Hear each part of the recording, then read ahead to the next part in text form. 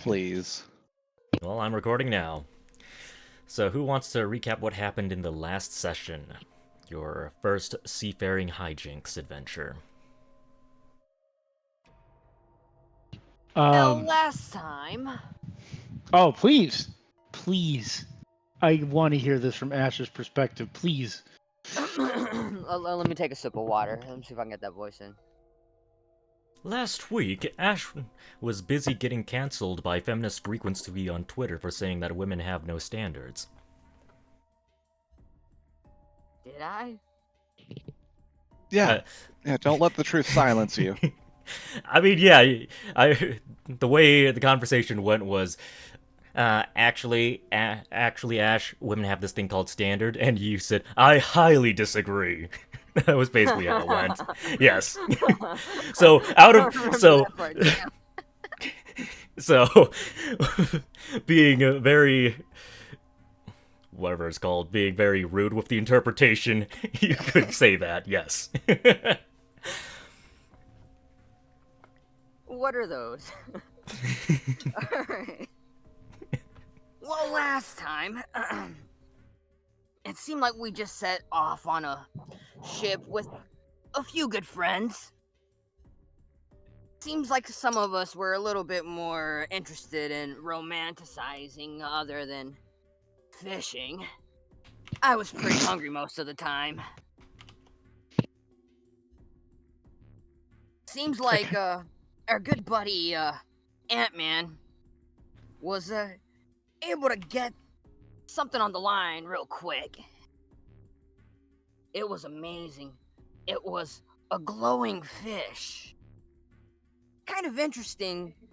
Never seen an ant eat a fish before. I always thought they went for fruit or veggies.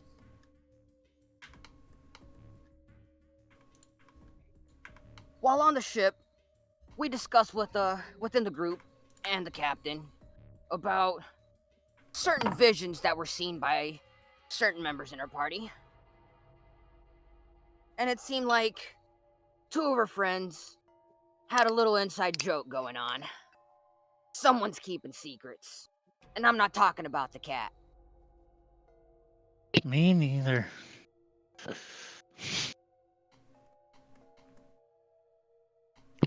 Kind of like this whole recap from the character perspective thing. It's kind of a neat little trick. I might start doing that. We were fishing. Some of us were also looking farther in distance to a storm at the distance. Seemed to have been glowing a strange green color. What it is, we still don't really know. After noticing the glows, it seemed like we started hearing a deep cry. Seemed like a small fish from a distance, but the glow seemed to get a little bigger. Actually, it was a whale. Yeah, I was gonna get to that. Before I manned the harpoon, seemed like some of our friends went downstairs to finish cooking a fish that they had caught. And the other party was starting to enjoy a picnic before they kind of got interrupted. Soon as that hum got a little louder and intrigued all of us, I asked to man a harpoon. Boy, you should have seen the catch we got. I thought it'd tip the fucking boat down. I want to find out what's inside its guts, but for now, we'll just have to keep on sailing. I also might have gotten in trouble with someone trying to stop me from eating some fish that someone else caught. But can you blame me? I was hungry. And that's pretty much Ash's point of view. Okay, Oh, wait. Oh and no, I got another page. Hold on, let me switch the page. I know I had more notes.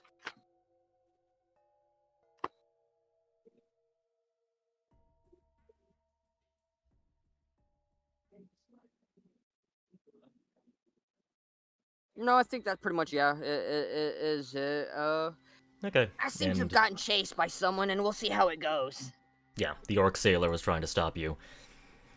There were some other details as well if you want to say them from not Ash's perspective. I don't think I wrote that part down. I'm sorry. Rip. Yeah.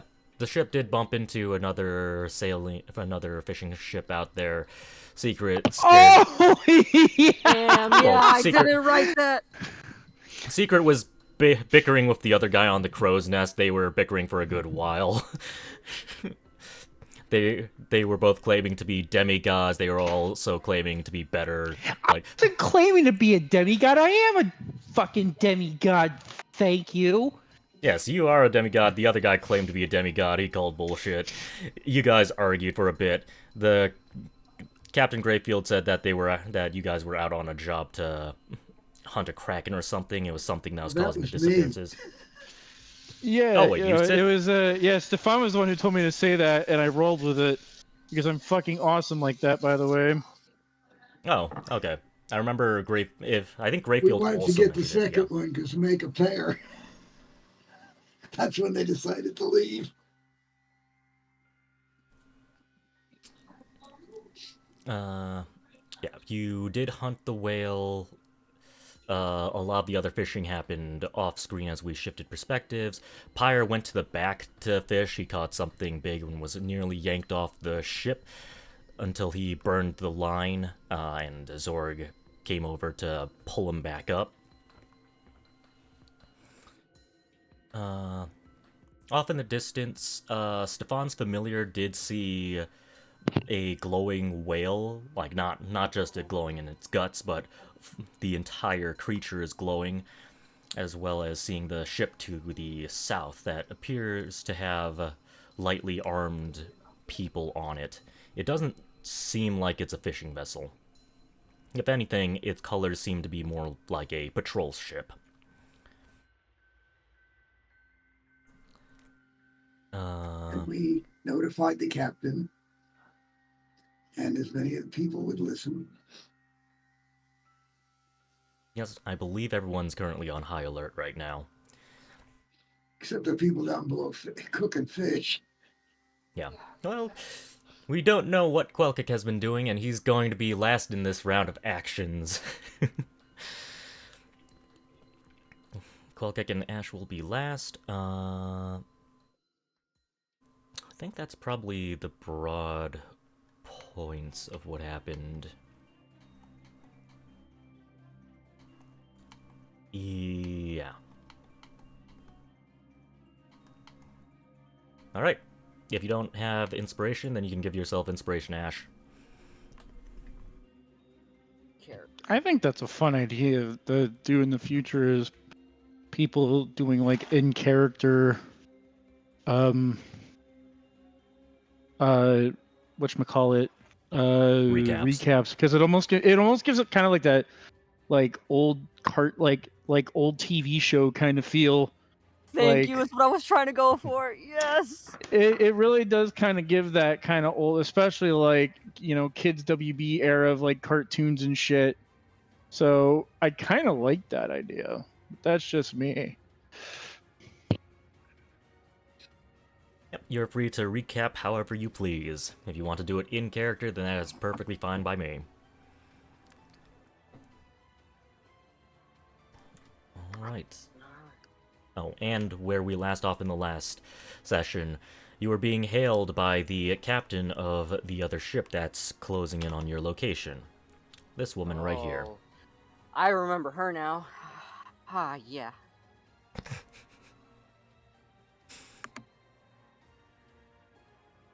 Alright, alright.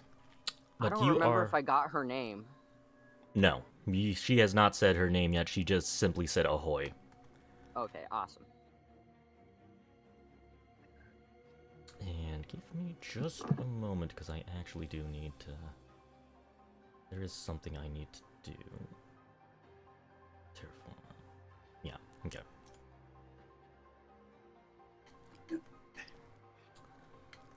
Yeah, Alright. hailing us has, but there's a big goddamn fish about to be on them.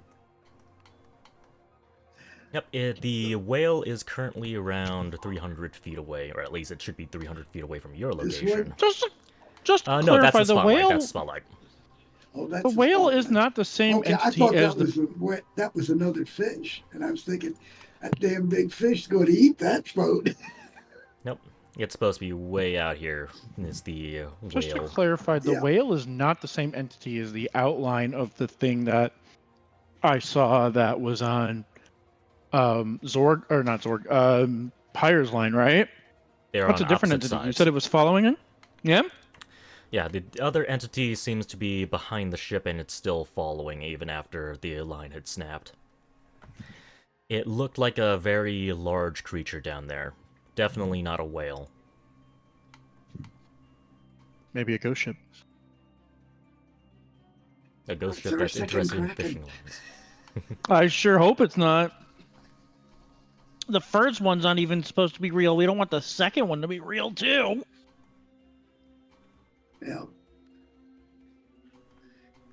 We just get this other ship up there behind us, and it'll maybe get them confused.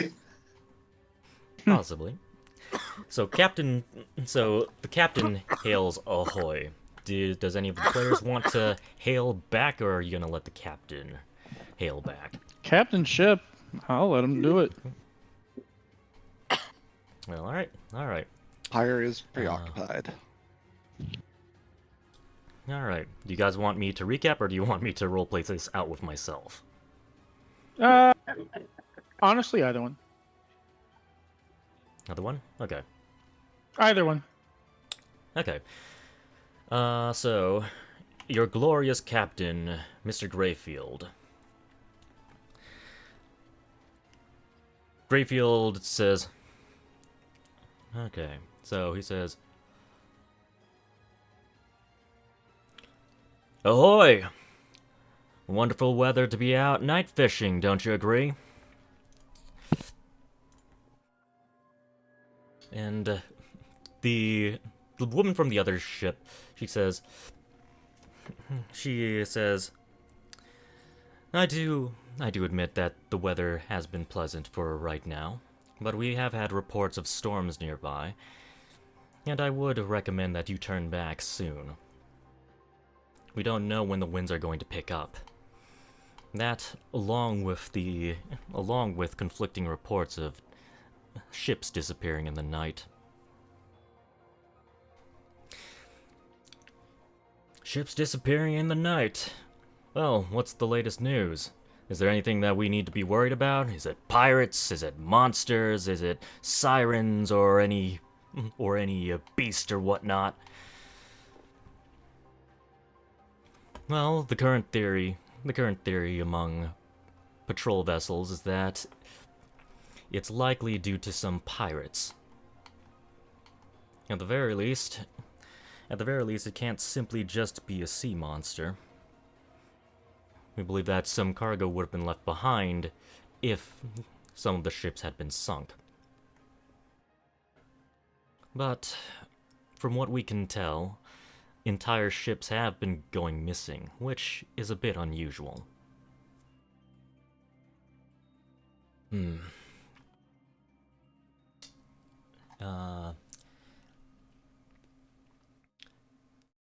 She then changes the conversation a little bit to the various happenings that have been going on to town.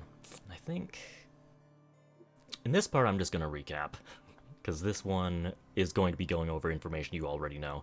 She talks about the fire, she talks about army ants being found in a mine, erupting out of that mine and causing problems along the countryside, as well as the town hall fire, and just the general new legislation between the other noble houses. She talks about various current events that have been happening, and slightly gets into some of the politics.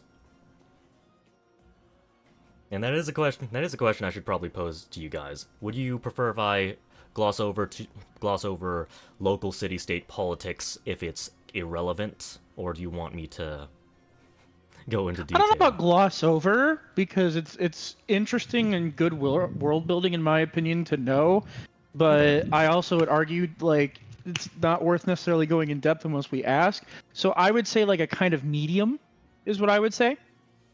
Okay. That's my vote. I would only care if we're gonna be here a lot longer and it's gonna affect us more in the future. And of course, more than likely, this will affect us in the future. Okay.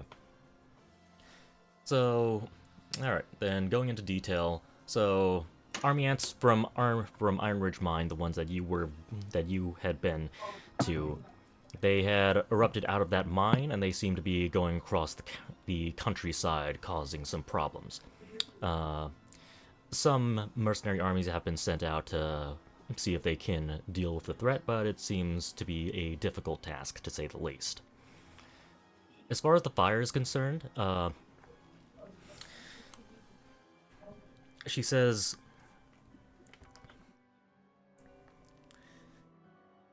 town really seems like it's going to the abyss. There's fires everywhere, there's army ants everywhere, and we're in peak festive season, but it seems like the sky's falling on us. And on top of that, if things couldn't get any worse, we're getting the price of bread is going up, and other laws are being introduced to limit mercenaries working. Honestly, it seems like a load of crock to me. Though, you didn't hear that from me. Greyfield sighs. Yeah. Before you could get a good piece of bread for 1 silver, and now it's about 5 times the price. What is this world coming to? Let's see.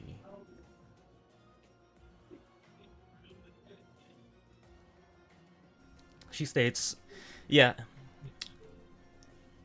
Yes. Honestly, seems like these nobles only have their own interest at heart. It does really make you want to ask, do we really need those people anymore?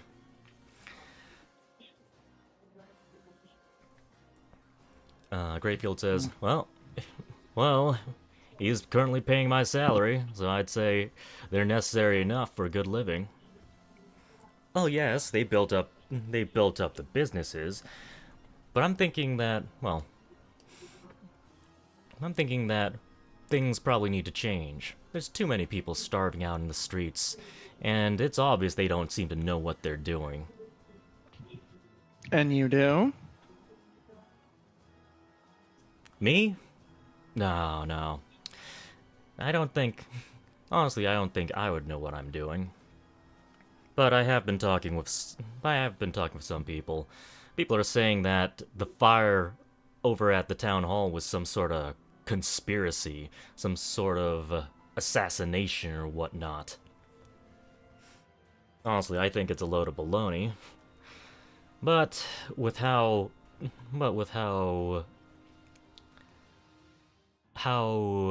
subdued the response seems to be, I don't know. Maybe the nobles really are panicking over there.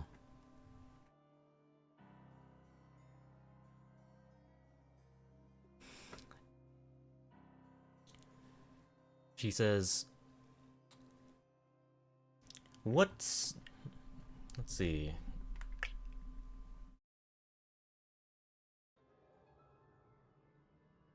I don't want to continue that train of thought. She says,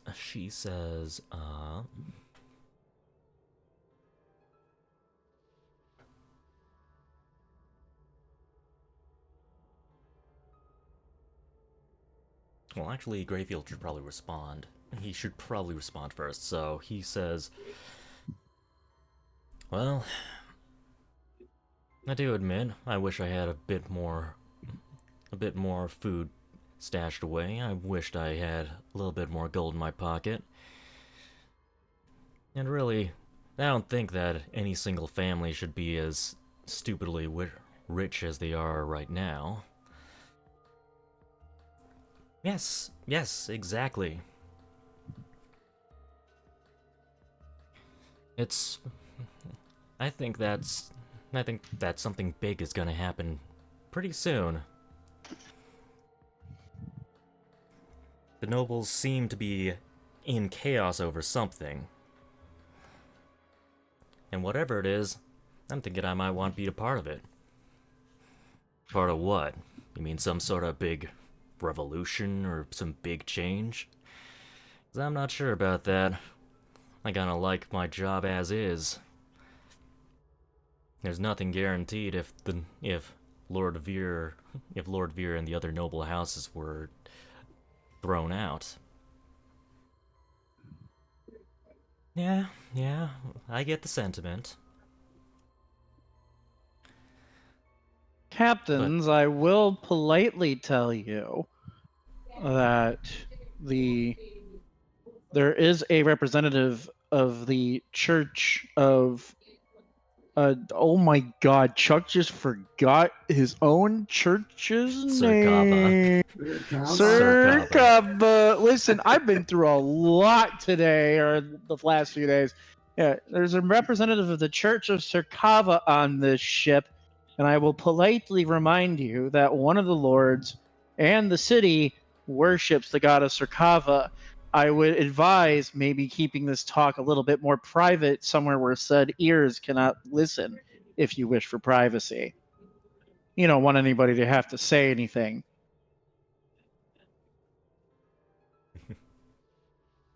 Just a polite reminder. Let's see.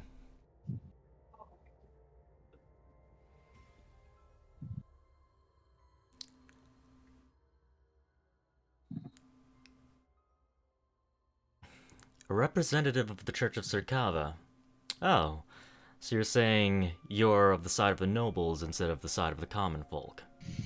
No, I'm on the side of my father, the church.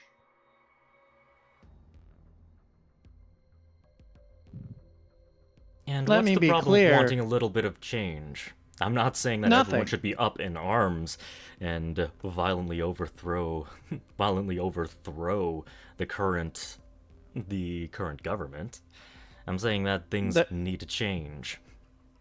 There's nothing wrong with change and wanting change. I'm only just potentially warning you that I am the son of Sir Kava, and you never know if he is listening through me. I am trying to give you a friendly little reminder that we never know what gods are listening where, and what they might take offense to or what they might not. Especially some of the other gods. Father is quite nice. Zygon, on the other hand, is kind of mean sometimes, and I'm sure he just heard me say that because of his name, but he already knows. My point stands.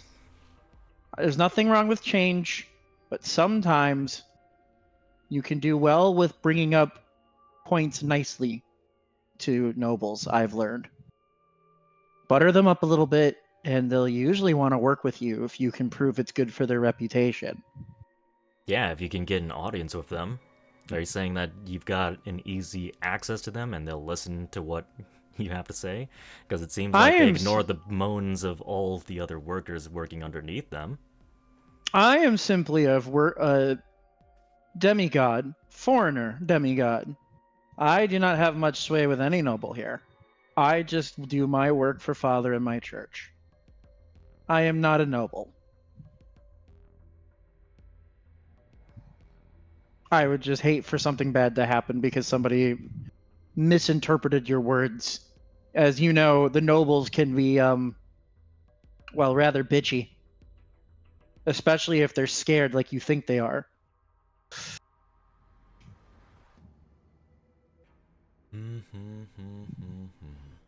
Don't know who might be listening and who might get this information. Okay. I'm not a squealer, but Gods, he just shrugs even though he's on top of a crow's nest and doesn't even know if he can be seen.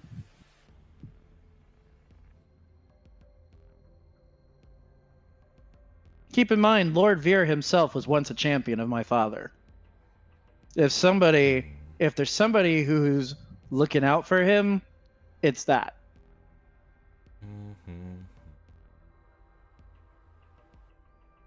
Now, on the other hand, if you would like to come make a donation to the Church of Sirkava after your shift, maybe see if your luck turns. Well, you know where the church is. I see. So this was all an alms gaining strategy. You're just as only shameless as partial. your father. Well, there's a reason why he gets so lucky, no? At least you can see me here doing work and miracles. I'm blessing a ship with luck. And good fishing. You just hear Ash chomping on more fried fish. Well, I'd be impressed if they could hear it all the way on the top deck, because you're currently down on the lowest deck with Quelkick right now.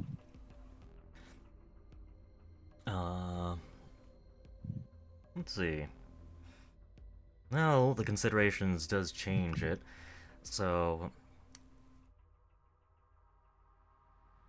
The question is this interesting enough of a conversation for Greyfield to spend time to look at? I'm gonna take a little look-see. Is that thing still there? That I can see? Under the water? You only saw it briefly when Pyre electrocuted it. When he fired electricity down his fishing line. So it could still be there, it might not be. Yes, it's not glowing. Okay. Also, if you don't mind, you mentioned pirates. Yes, that seems to be the going theory around other patrol ships. Where's the wreckage? Even if the pirates took all the cargo, there should surely be wreckage of ships they sunk, yes? Wood floats. Yes, Has there been any? So. I suppose so. But no. They've disappeared without a trace. Entirely, so we've been thinking that perhaps Chorus or Haradel have been capturing ships to sell them to other nations.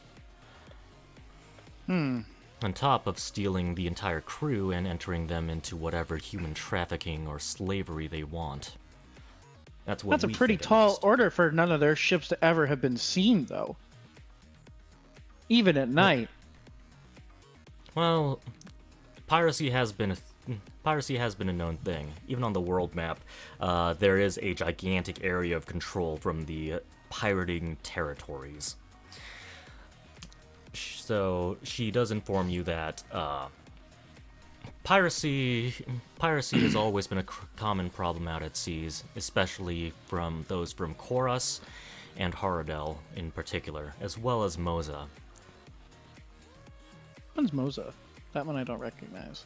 Moza is the remnants of Mermosa. It's pretty much the, essentially the smacked back to the Stone Age Mermosans. Gotcha.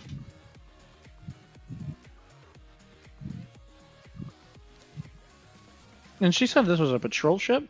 Under whose pay? I missed that part, sorry. It's a patrol ship. The patrol ship is also under the House of Veer. It's you can see the name emblazoned on the side, and it says VSS Bloodhound. And the ship you're currently on is the VSS Challenger. VSS basically being for Veer's Yeah, personal ships. Okay, Veer's state ship, basically. gotcha. Hers was what again? VSS what? Bloodhound. Bloodhound.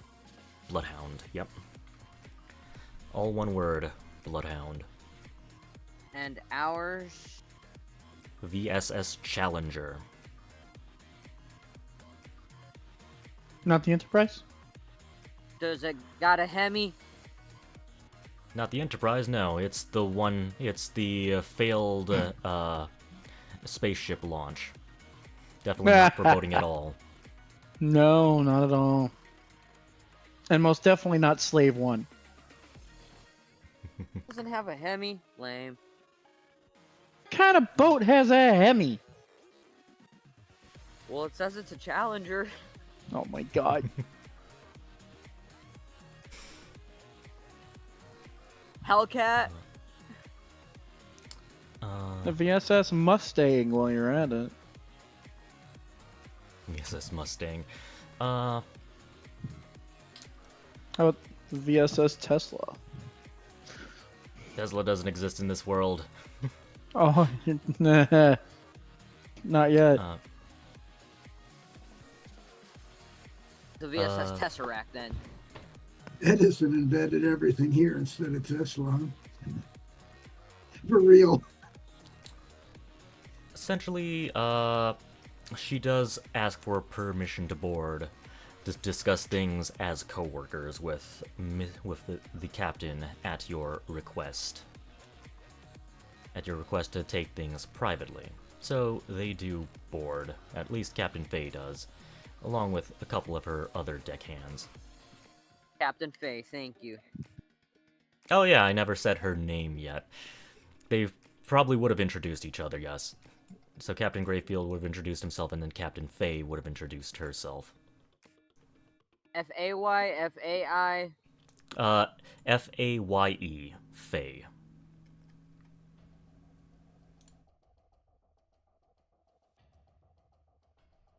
Jangle?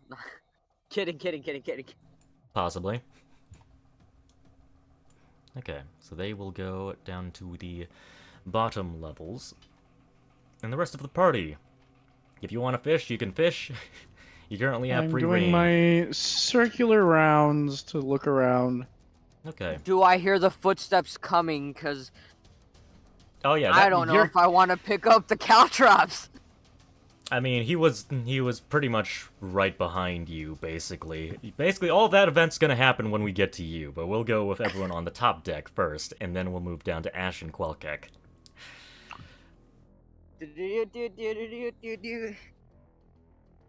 Alright. Secret, if you wanted to take a closer look at something and try to perceive, you can feel free to try, or if you want to make an Arcana check if you think there's something in the air or any other thing. You do... When there's something in the air, but I don't have a good Arcana. Can I watch the skies? I will also mention that you hear the whale song again, and you just feel like your skin crawls just a little bit. Ew. Can I perception the skies? Perception the skies. Okay. Make the roll. Looking for ghost ships. 15. It's very dark up in the skies. There seems to be the rain clouds seem to be picking up a little bit. There's no like storm winds or anything like that. And from the looks of it, if there is a moon, it's not a full moon that's currently out. It's probably a crescent moon or something like that. It's very dark up in the skies right now. As far as you can tell, there's nothing that's obvious. In my vision, was the ship glowing? Yes, glowing a bright green. That being said, it was basically hiding amongst the clouds. It was very difficult to see until you really focused. Is there any way I can get around that? I could do a. I have 3 of those, but if I do that, then I can't look into the past. But do I need to look into the past anytime soon? You know what? Fuck it. Let's do a future read.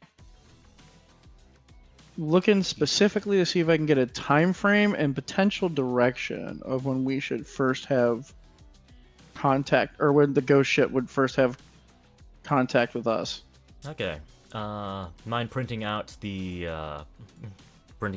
whatever the thing for the visions are, so I can just quickly read it, and then Sure, roll let me for see if I can find it. and then roll for me a 1d20. Okay. I just hit inspect instead of paste. So that's cool. Give me a second. That's what you have for that. And then you said d20. 17. I'm happy with that roll. Potential features. Okay. Okay. 17. And what did you want to see again? And I'll see. I'm how- looking for time frame. Especially I'm trying to get how soon this ghost ship and hopefully a direction from which it would first spot us. And it would start stalking us. How soon would this ghost ship start stalking us? In what direction? I'm- Okay. Yeah.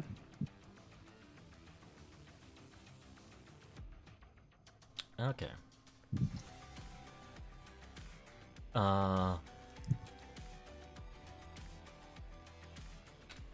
You see a very, very chaotic scene. You see a bunch of glowing. You see a bunch of glowing fish that, all around the deck of the ship, just kind of floating in the air, just kind of floating in the air and swarming up like schooling fish.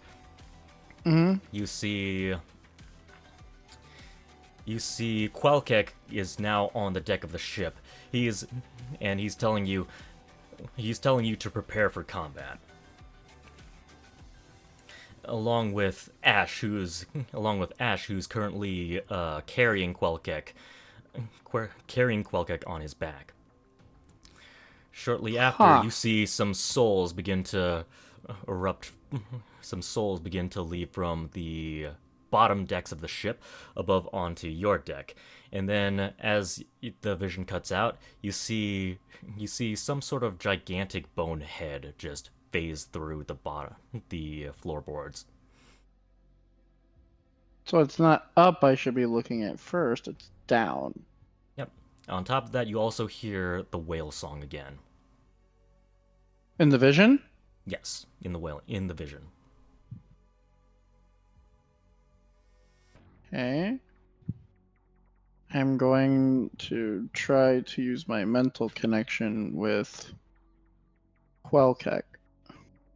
Okay, we'll save that for a little bit later. If there's anything else Okay. you want to do, then feel free to tell me right now. But we will. No, go I to think that you've covered everything I want. later. Okay. All right, Stefan, what do you want to do?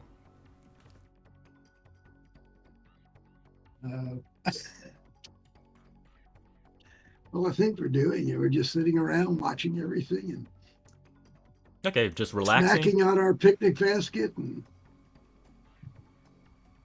just kind of making moon eyes at each other. I don't think we'll be doing anything else. We're really don't seem to be that concerned about anything that's going on. I'm really. Do you care if an NPC attempts to third wheel and tries to barge in, or would you rather just have your moment with Monica? Because an NPC might butt in. Well, that's their business. All right.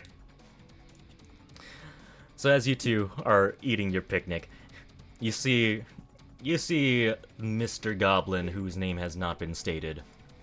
He does seem to look like a slave. He does have a brand on his face, and seemingly oblivious to what you guys are doing and how you two might be enjoying yourselves. The goblin walks over and says, the goblin that definitely doesn't look like Yoda walks over and says, "Oh, that looks like good food. What are you guys having? Can I try something?" And Monica, Maybe a little bite or two or something. bite or two? Okay. What do you offer him? What sort of foods does Monica and Stefan have? Well, we just kind of packed some sandwiches and some desserts and Yeah. just all sorts of little things. Maybe a little potato salad, typical picnic. But we've also got a little wine and, nothing special, just picnic type foods. Okay. Personally I'll say made you got a yourself or plate? purchased? I'll ask him if you got a plate. I'll give you a little sample. Well, I suppose he doesn't currently have a plate right now, from what you can see. If you want him to go get a plate, he will go get a plate. If you have an extra plate, then you can offer that as well, and he won't go. Well, But I'll reach down into the bottom of the basket and I'll pull out what looks like a paper plate, and I'll put a little bit of the a little, kind of finger sandwich and some potato salad and a little bit of the dessert thing we've got, and I'll hand it to him. I say, yeah, enjoy. Of course, I don't offer Oh. many of the wine.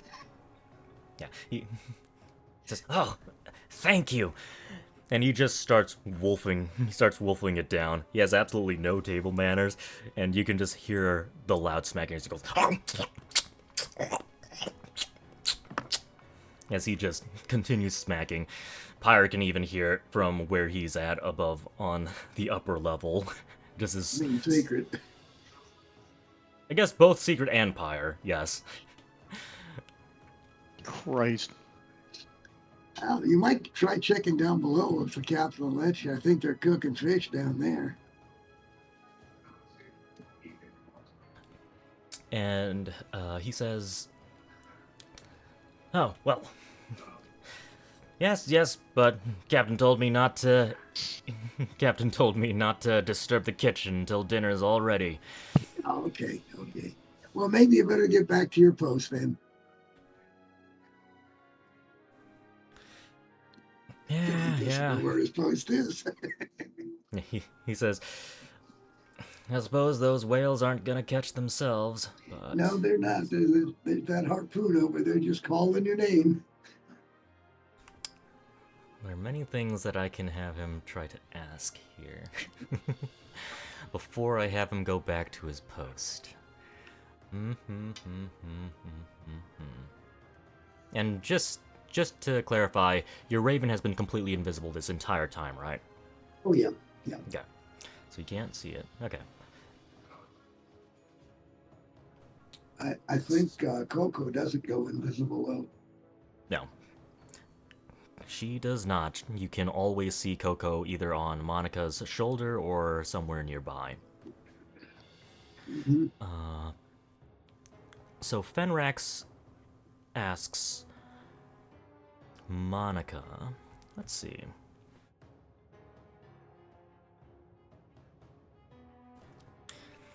Fenrax asks Monica,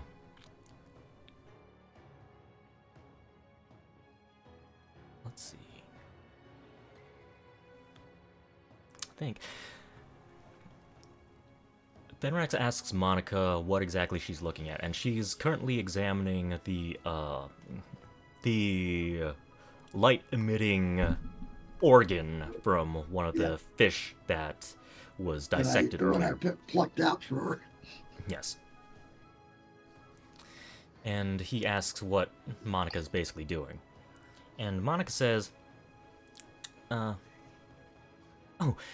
well, you see, these organs seem to contain some light magic. Lumen's pretty good at scaring away ghosts, so I was thinking that maybe if we were a little bit creative, we might be able to apply this for whatever we bump into soon." So what? You think the ghosts are real? That we are actually going to see a bunch of the ghosts? 'Cause I thought you were joking. "Oh no, as real as can be." And she gives him a hearty smile.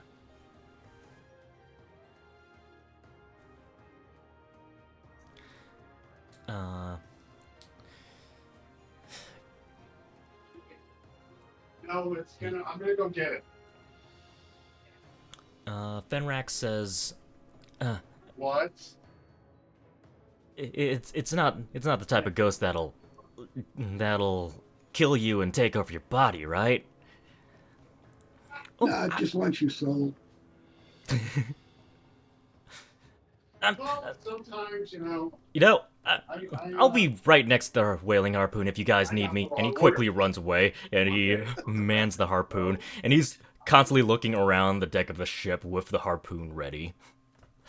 Yeah. All right. Pyre, is there anything you want to do? Yes, I have a class ability. I would like to enchant the fishing line that's currently attached to something that's stalking us and make it glow with light in a 5-foot radius along its length. You burned your fishing line earlier. You can quickly just instantly restring your line. We'll just hand wave that. Oh, okay, But yeah. okay. I didn't realize it had completely gotten rid of the line because what's his name? Zorg helped me after the shocking. Yeah. After the I may have misremembered. Well, it's burned. I yeah, misremembered. you burned it because it was either I burn this and lose the line, or I get dragged into the water. Now it felt like Okay. yeah, Okay, that was it's what you were going burned. Moving on. All right, so restring the line, and yeah, I guess I'll continue to fish. Let's go in more northerny direction rather than behind the boat. for. Northern direction. So Okay.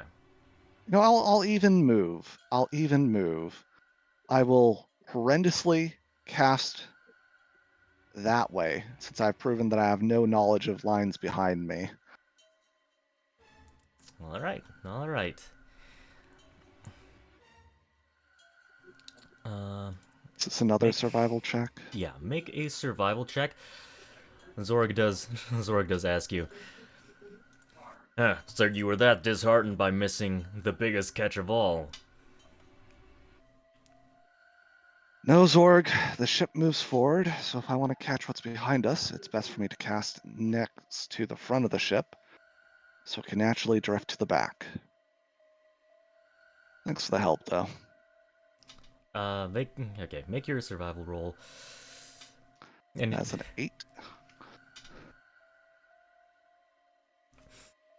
And Zorg does kind of look at you funny and says, I'm thinking, well, I mean, yeah, but you don't throw it that far forwards, and we don't know what's back there. You know what? When Do he sees, you want he to sees, here, and I'll like hand it to him. You do it since you know how to do it better. There you go. Nice. It's all on the wrist. You've got this, Zorg. Okay. I'll just like push it into his hands. Like walk to the other side of the ship. Walk to the other side of the ship. Oh, I was hoping that you were going to stay with him, because then he would give you No, another chance to roll, immediately but, yeah. leave Zorg with it. Like he can put it down if he wants, but then the line's in the water. What's it gonna do? I thought, I thought I was supposed to be keeping a watch for people, but I guess it maybe doesn't hurt to fish one fish or two. And he gets on top of the railing, sits down cross-legged, as he waits for something to bite the line. Okay. And is there then someone was talking about how light scares away ghosts. That is correct, right, DM? Yes. That was Monica you heard it from. Though it pains me to remove Mr. Stinky Butt's glowing baby tattoos, I will go ahead and reuse those things. Let's place lights strategically around the ship. I'm just going to go around and put some glowy lights. It'll be fine. 5 foot of light will chase away the ghosts. Okay. Little bit of light around the ship. Alright. Let me just find So one magical of my torches. tinkering. Is this showing up as... Yeah, this is. Okay. I'm not sure if you can move this little torch. The around. 5 foot radius of dim light and an additional 5. So 5 foot radius of light and dim light for an additional 5 feet. Okay, so And how many of them, and where would you like to put them? Great. I'm double checking on the number. I believe I can do up to my intelligence modifier, so probably around 5. 5. Okay. I'm not sure if you can move these. My intelligence little- modifier, yeah, so 5. All right. I'll Put double check. the torches down on the map, so if you can move them, then you can move them wherever. If you can't, then just tell me where to place them.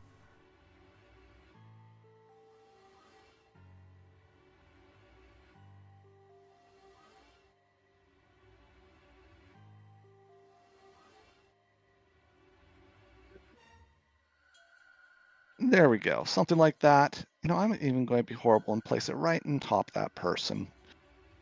They're technically all below deck They're over below there. deck, though. Yeah. Oh, great. It's still horrible for the DM because he can't do anything. So, anyways, where is the below deck section? The below deck section, basically just go in through that middle door. That middle door? Okay, that great. white I'll move that rectangle. light to between the two. Great. And there we go.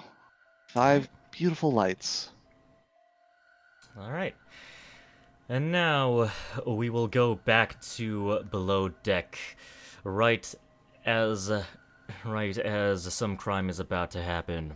All right, Ash. So when we last left the adventures of Ash, you were running down below deck to escape the orc sailor. So you decided to put caltrops on the stairs leading down into the bottom deck of the ship where Quelkick was residing. Quelkick is just sitting there meditating and doesn't seem to react to anything. And shortly afterwards, the orc follows you through the stairs. He steps on one of the caltrops, and you hear him as he goes. He falls over.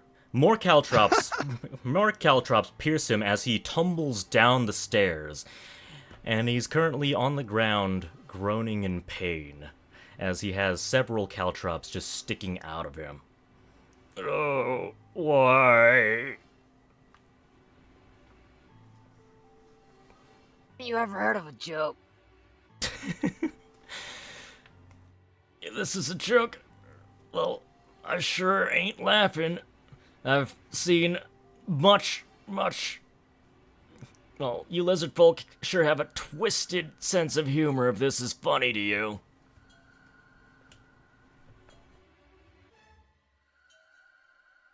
Off at his pain, I extend an arm and I'm like, "Are we done with the chase? Do you want some fish? You could have just asked." Oh, trust me. You don't want me to get my hands on you. You don't want to see an orc when he's angry. Now let me just suffer in peace for right now, unless you really want me to tear your head off. As I extend one of the fish, I thought you people were always angry.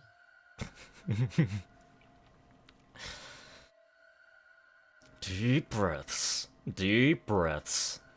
Quelkick continues not reacting.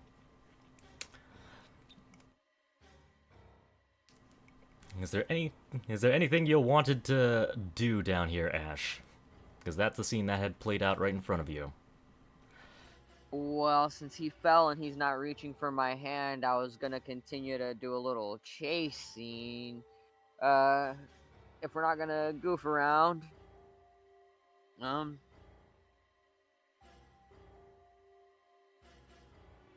don't know. I was just having fun dicking around.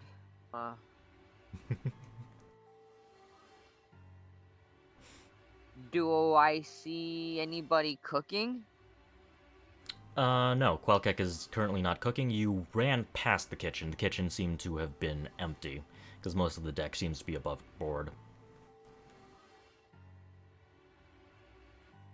Huh, well... I'm interested at what's down here if nobody's down here. You're very close to Quelkek. Quelkek's sitting and meditating down there. He's within your vision right now. Doesn't seem to react at all to what's going on.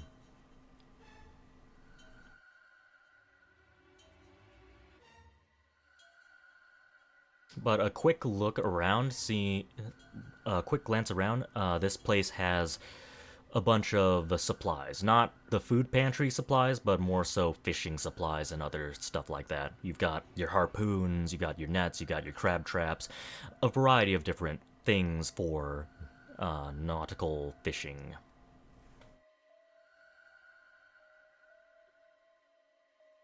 To walk up to Quelkek and ask him if he can breathe underwater. You get no response.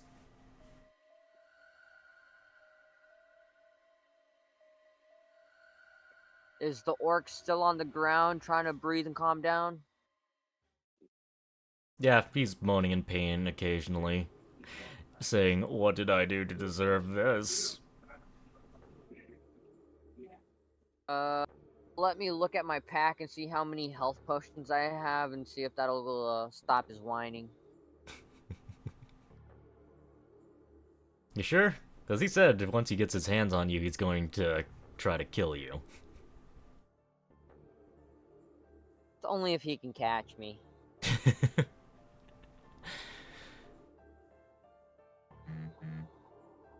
Well, if you want...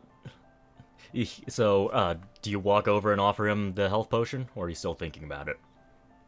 I'm looking in my pack to see if I have any 'Kay. before I even offer. Yes, he throws more caltrops on the ground after he gives him a health potion. And the cycle of pain continues. Yeah, he just Don't pulls give out it the ones that away. are in him and drops them around him.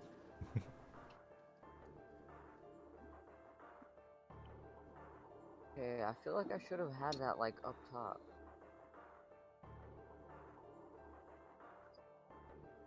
Let me check. Okay, I don't think I have health potions. You should have a few. Unless you used your last one. I might have misspelled it, and it might be what I have called Python. No, If they're the no. Pythons, then I have 5 Pythons. That's, Those are pitons. They're climbing gear. yeah. Okay, then no, I don't have any health potions. I can't even fucking offer the man a health potion. Strange. I remember, unless you used all of them earlier. I feel like distinctly I remember used them earlier and I didn't get any because I was like, oh, I'm pretty sure I'll be able to, like, make some, and didn't make any. Yeah, Pretty sure they were handed out, or at least those were the holy potions. Those were holy water. Holy water was handed out. Yeah, it was the earlier. holy water I managed to snag. Yeah, I don't have any health potions. Give the man. orc holy water. I forget. You already handed them out. I forget which 3 people had them, though. I have one. I gave one to Ash. Quelkek? Ash and Quelkek, I think. Yes, because Yeah. they had good arms. Yeah, Ash, Quelkek, and Secret. So you currently don't The have holy any water, healing but I don't potion. have. Yeah. Alright, If you well had, then I can't. I don't think you've got a medicine pack either, now that I think about it. So, no, you can't. You can pull the caltrops out and have him start bleeding, but that's pretty much it.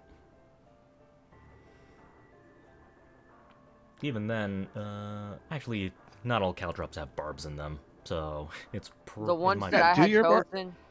The ones that I had chosen were the ones that didn't have barbs. It was just the ones where they could just slip and fall on. Yeah, so if you want, you can just start pulling them out. Alright, well, I'm not gonna pull him out because he threatened to fight me. And the person that I tried talking to wasn't wanting to talk, so, I will walk past these guys back upstairs. They're not my problem. Before you do that, alright, Quelkek. So, the first part of your encounter is done. The first part of your private encounter has finished. What you see is an orc writhing in pain on the ground, and in Ash, kind of right next to you, he's looking over to the orc. He looks like he's debating, he's currently thinking about something right now. But other than that, this is where you are, this is where you can do stuff now. Okay. So, without even thinking, I am going to immediately cast Healing Word. I need to be able to have a clear connection up to Secret, so that orc is getting Healing Word right away. Alright, and is there a contest? No, it's not a contest. Oh. If they are aware and they want to resist, then there is a contest. Yeah. But there is not a contest. Oh, is it because the pain is slowly receding from his body and it feels good? Yeah, probably that. So. Oh, wait. Wasn't your plan to get rid of the problematic connection? Yes, but you said that I had to. Yeah, that's my point. I'm trying to do this fast here. We got a lot to do in a few, not a lot of time. So. All right. So the problematic connection is gone. Boom. Good. Okay. Without even telling you, I am immediately going to be sending you a bunch of stuff secret. You're just getting the whole thing I just witnessed. Jorah, do I have permission to just give him, probably not. Probably not the entire thing, because this is all happening in the span of. We'll give you a minute. We'll give you an entire minute, so you might have to pick and choose what information you have to present to him. I think we only have 3 major portions. So, Secret, in a kind of a very quick flash of images, I will share with you as the player the image that I received. There's 2, technically. This has to be done. I'm trying to find you on my list. Jorah, I just gotta say, this music is really eerie and fit in the fucking moment. That's the first one. Yep, this was the sewer music. I specifically chose these ambient tracks. Second one incoming. Okay.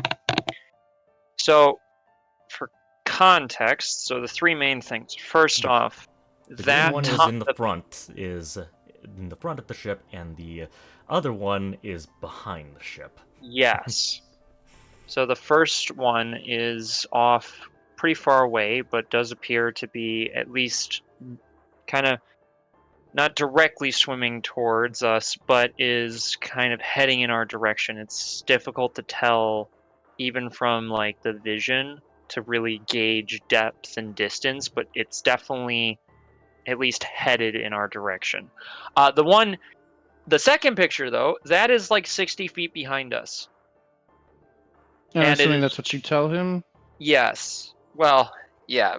Quickly, probably just most of my thoughts. Like, you'll just kind of get this intermix of like my own thoughts along with it. So it's a little bit of a jumbling, like in the moment, what I was thinking. So essentially, this thing is, how long is it in terms of length, the creature? It's Can I tell very that? big. It's very big. It seemed Oh, big okay. even from your distance, so it's pretty Okay. big. I would indicate that I felt nothing but malice from this creature. And then in tandem with that creature, because of what was around, I would like quickly flash the images of what appeared to be normal fish from a distance, but when kind of I was able to perceive it, you'll see this sort of like the fog of the water and just like how the light of the moon kind of casts through and disrupts the vision. You'll be able to make it out that among the normal fishes, perfectly schooling with them as if it was just natural, you can see that there are undead fish that are swimming around. And in my head, you'll kind of get like this correlation, like there are some passive effects. These fish are acting like normal fish, but they're technically undead. And then it's sort of like another thing about like, and then it's like the whale, and then you'll hear like a question in it, like a hissing voice of, is the whale passive or aggressive? Is it just an effect of the area, or has it actually been brought up? And then it's like I definitely, believe. and then it's like definitely that thing, the thing 60 feet behind us. That thing is definitely not just a passive one, No. at least Does according that- to Wildcat. Does the skeleton thing he showed me matched what I saw coming up from the water in my vision? Yes. I'm gonna tell him that. I'm gonna say, I just had a vision about that. Start getting ready for battle stations. I think it might be related to the pirate ship. I was attempting to have a vision about it when I saw these things you're telling me now. There's one last thing that I will show you, and it was basically, I think, did he know about the feedback that would have happened? Like the microphone so- feedback that would have occurred? So, secret. Pretty much right as you were about to contact Quelkek, you couldn't help but feel this little white noise in the background that wasn't there before. But it's not obvious where that might have been coming from. Perhaps you're just starting to go deaf, or getting tinnitus or something like that. I will clarify that, or at least maybe you can make the correlation, but I will give you a toned down version of the exact plane of pain and lost souls that I had been accosted by. The memory of me linking myself with the creature's mind, and in it is nothing but darkness, a howling void of pain souls. And anger, I Uh, assume. Despair I don't is think- a better word. Despair would be, yeah, not quite anger, just pure despair. There is no, there's like no hope of revenge here. This is pure pain. But then you'll get like a brief window through all this, as if I was kind of like parting through the water and trying to see what was on the other side. You'll hear a voice, a male voice, speaking in the darkness. And I want to say this right so I don't accidentally, because you said that there was limited things that he said. It was snippets of strange, interesting, who. This male. Strange. Interesting. Ooh. Thank you. That's what you hear. That and that voice is not pained. It is very focused. It is the only sane thing in this entire darkness that I kind of give you a glimpse of, and then I like quickly pull it away, not wanting to give you the experience of what I just went through. I'll confirm a lot of this matches up with the I can't speak. The vision that I just had. And I will tell him that, and I will remind him, get ready for combat. I'm calling the captain. The vision will end at that part, and you'll just kind of feel is a affirmation run through you. Alright. Jorah. Thaumaturgy to raise the volume of my voice. And I will say, Captain, the undead cometh! Okay. Let's see. I think he would have been below decks, so not. That's why I not rose the my third, voice. So My thaumaturgy makes my voice 3 times louder than it would normally be. you don't hear a response. I listen. The others hopefully heard that and maybe Pyre, Pyre. Maybe Doesn't have My- thaumaturgy. Sorry. no, but I'm hoping you can hear me and start using your little lumen lights, or at least start running to him. As the guy who put him on the ship.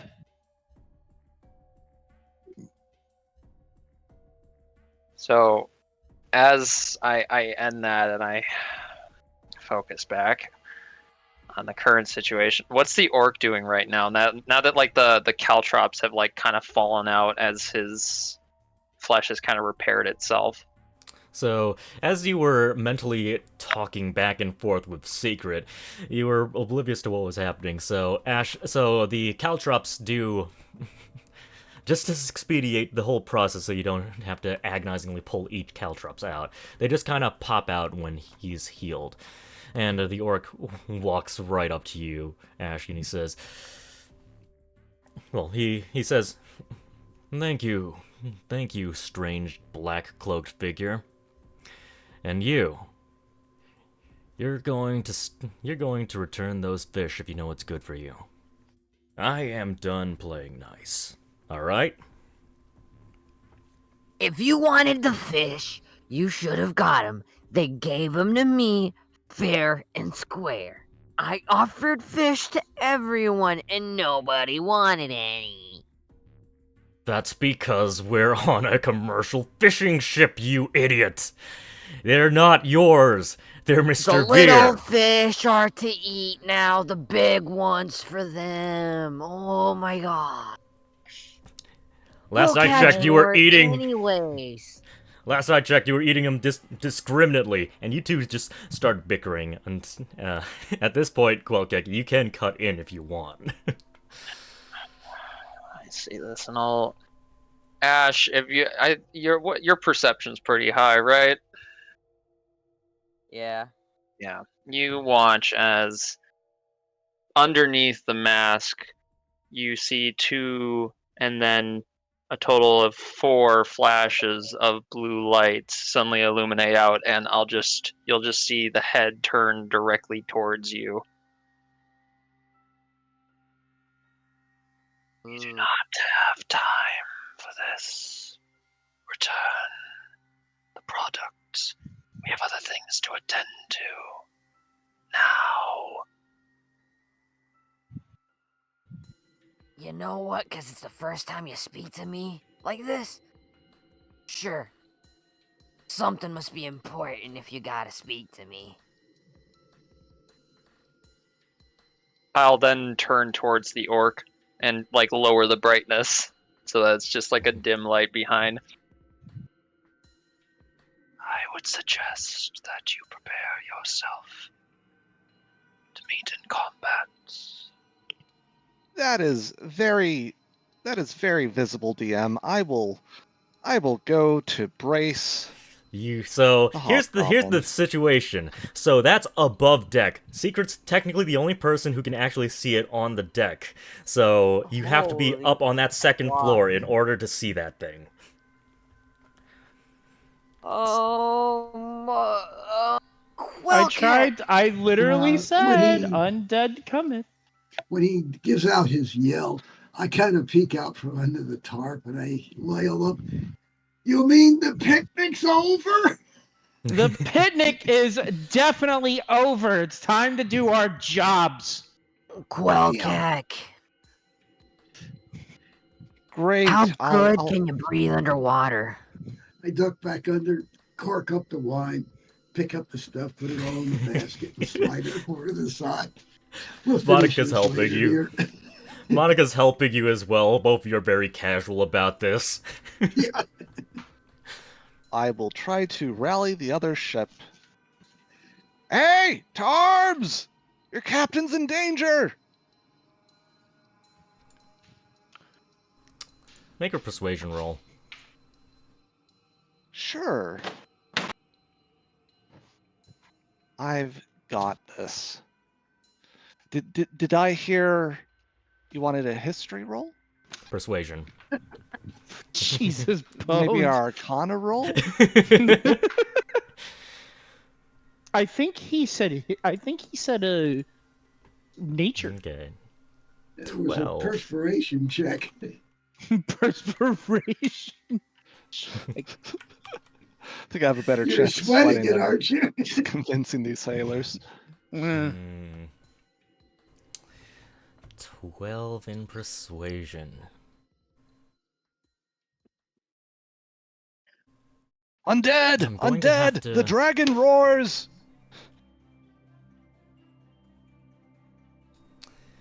Yeah. Let's see. With the current angle, both of you are literally right next to each other. They're on the first floor as well. They probably can't see it from their perspective either. Secret's the only one who can I can't see it it either, DM. Yeah. I know he's been screaming about the DM about the undead approaching. He's said it twice. Okay, That so means he's serious. They say, "Are you sure it's our captain in trouble or that you're in trouble?" And Your captain's on our ship. Same thing. You see one of them man the harpoon guns and turn it towards you. Great. We are facing off, DM. This is great. I will take the dodge action. All right. Before we roll initiative, we're going to pan the camera back over to Quelkek, Ash, and Jewel. All right. So you asked them all to fight, but what is your current plan? I'll give you a chance to act before everything starts going down. Well, what I had really wanted to do while I was trying to talk to him, now that he's actually talking to me and it seems like he's responded, I am curious at how well he can hold his breath underwater. And how well is his swimming?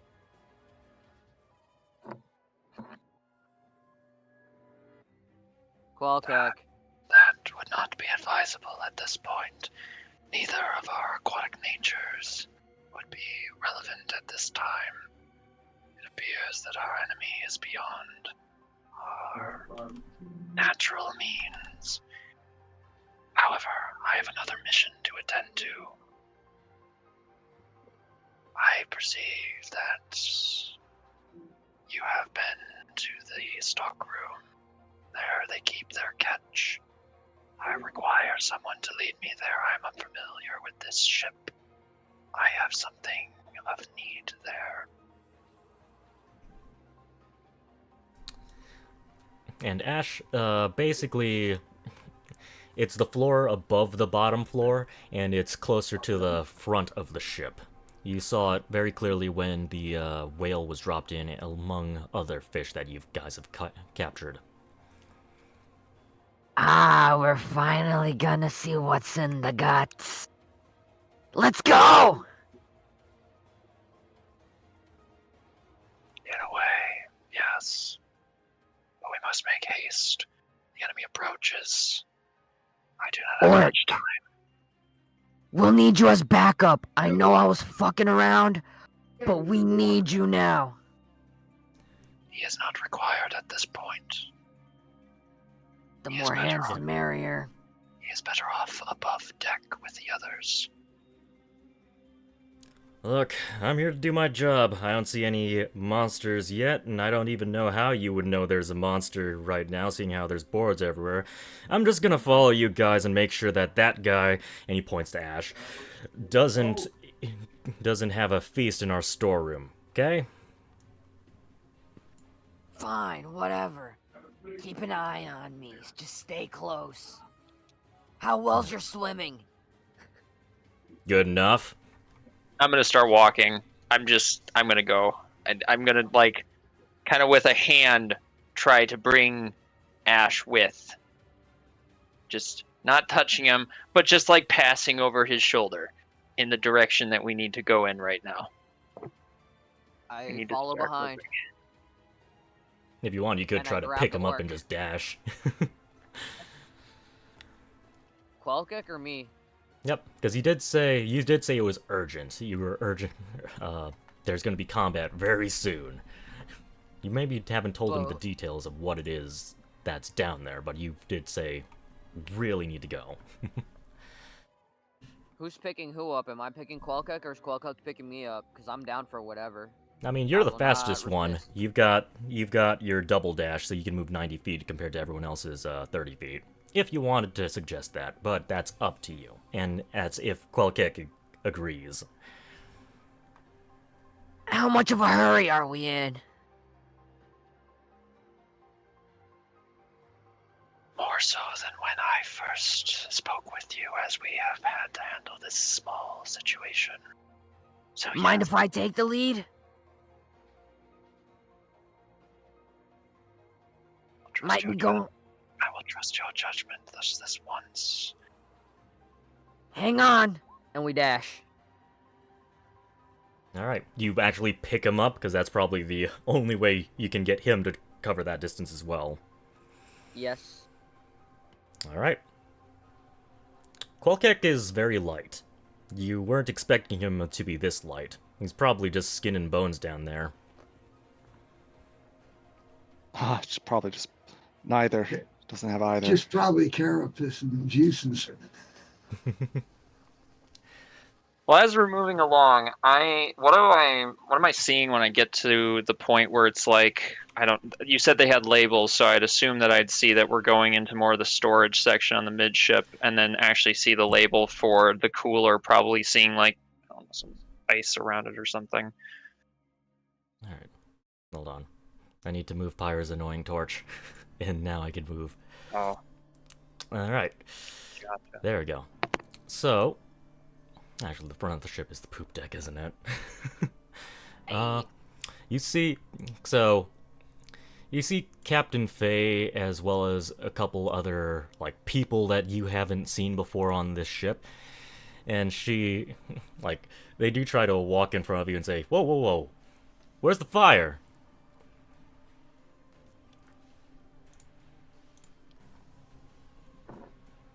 That's directed towards both of you, Quelkick and Ash.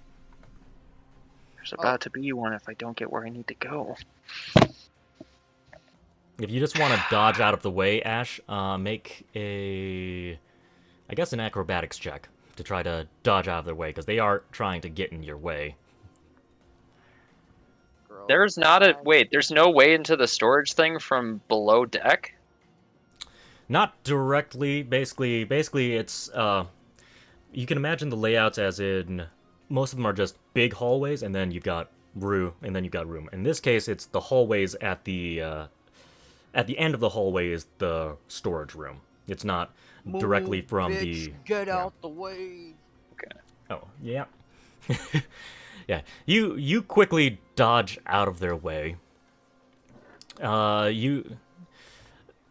There's an open door to the captain's quarters, and you currently see Greyfield unconscious on the ground with his arms tied up right now. Oh shit.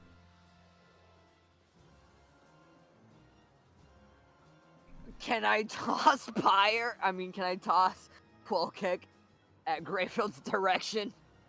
That's not where he wants to go, but you can chuck him if you want. He looks like he's got his eyes closed, so he might not be awake. Quelkick's not awake? No, I'm saying Greyfield. Greyfield is on the ground and he's not awake right now. You could try to get Quelkick to, pick him up and move him out of there, but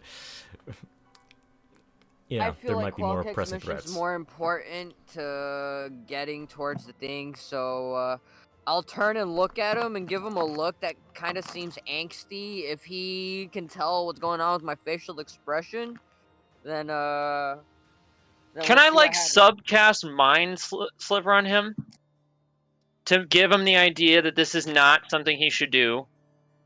That we have a much better thing than chucking me. We will deal with that, whatever that is, later. I don't know how I can do that because I have insectoid facial features. I can't express that emotion. By default, the Thri-kreen can normally communicate telepathically with other people, I think. It doesn't require your souling, so... No, I know, but there's a few things that requires. It technically... Okay. Let me double check. It's technically a willing creature. I'll tell you in a minute that I've been willing, but you have not been wanting to share, so it's okay. Okay, you know what? We're gonna have to. I'm just gonna give him... I'm not gonna speak, I'm just going to... I guess I have to. No. Room now. Message sent to secret. Image sent. Picture taken of the room and the captain sent up to secret. Just snapshot, go. Thank you. Can you describe that for me one more time from Quelkick's perspective, I guess? So the three people from the other ship, including the captain, are walking out of the captain's chamber. They are walking out of the captain's chamber. The captain is unconscious on the ground with his arms tied up. And that's basically what you see as Ash and Quelkick are passing by. So they're pirates. Or they're undead fish. Also. Possibly. Do I see Pyre up here? Yeah, He you is can on see deck. Pyre. I'm gonna shout with my thaumaturgy voice. They're traitors. They've attacked the captain. Kill them. Pyre is not happy with this. No one can see his expression except for maybe the hobgoblin, but he is staring down a ballista at the moment. Yep. Okay. All right. The orc, as Ash dodges and weaves and runs past the group, the orc pulls out his saber. He sees what's inside the room too, and he basically shouts, "I'll keep him busy for a while. Just go do whatever you're gonna do." And we continue running. And they pull out their weapons as well, as you hear some sword clashing in the background. This is all happening below deck, right? Yep, this is happening Yeah. below deck. I will give a mental image to you, Ash. I want you to throw me towards the room, then go help the orc. I. Do not care how hard you throw me, as long as I get to the door. How far away are we from the door, DM? Dodging, weaving, you're pretty much right in front of it. You don't even need to make a check to chuck Quelkek. Alright, well, I'd like to chuck him, and if I feel like I can fully trust him with whatever he has going on, I don't want to see more people die around me. The reason why I'm doing this is I want to use my own strength score plus his force from the throw to bash down the door if it's not completely locked and it's not made out of steel. Okay. That's a good call, because it was locked. Okay. Alright, so use the force. In this case, make an attack roll, and I will allow you to add a +5 to your damage. If this is the case, I will be pulling out my glaive. Okay. So, I don't know. If anything, Ash, you would see that seemingly out of nowhere from the folds of the cloak, an entire glaive appears. It seems to be almost completely black, though you maybe perceive that's maybe just the problem with the lanterns down here in the shadows. But then after a second, it fully forms back into what appears to be a normal blade, and that's what I'm going to drive forward into this thing. All right. So I need to do my glaive here. Glaive. Oh my gosh. Okay. I'll Cool. allow it with advantage. I'll take the 23. Considering Okay. the circumstances. This is just a stationary door and you're throwing with Ash's full force, so roll damage. Yeah, that definitely has to be with help, because I threw you, dog.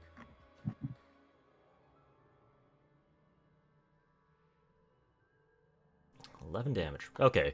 You completely Plus demolish the 5. door. You can hear it above deck. You hear Stefan, Pyre, and Secret. You just hear the sound of a door a sound of wood just being cracked open from beneath you. World. I thought we had something coming up behind us.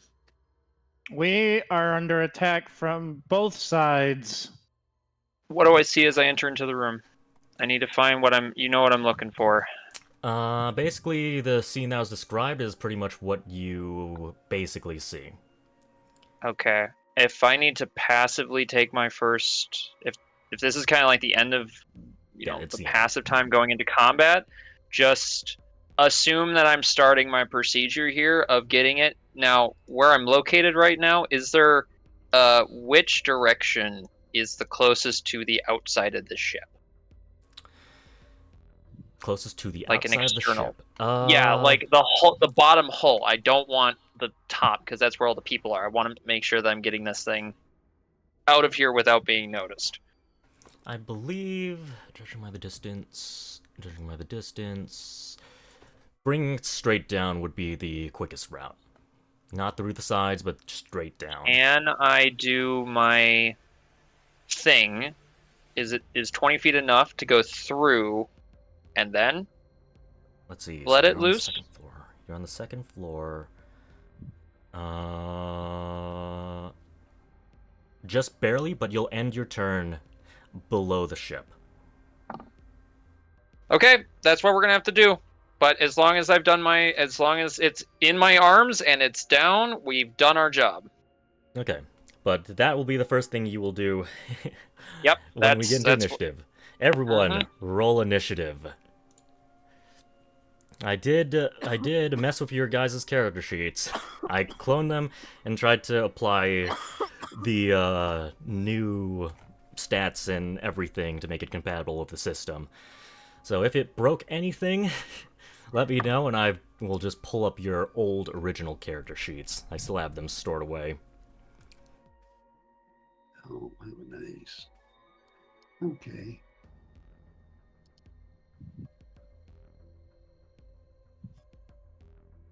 Don't worry about the initiative. My way. Hang on. Whoops. Linked.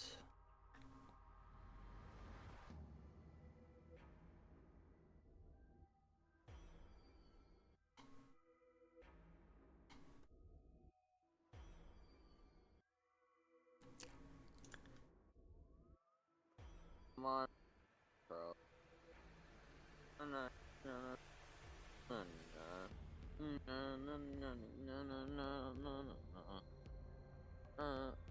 Oh, dead can roll 22. I thought I rolled the highest. Fuck you. Wait. I mean, you could have had a 4.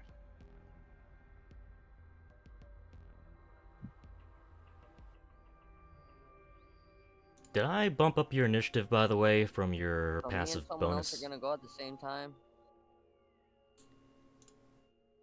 Typically I allow going players to go ahead of first me? if Green. you're tied with someone.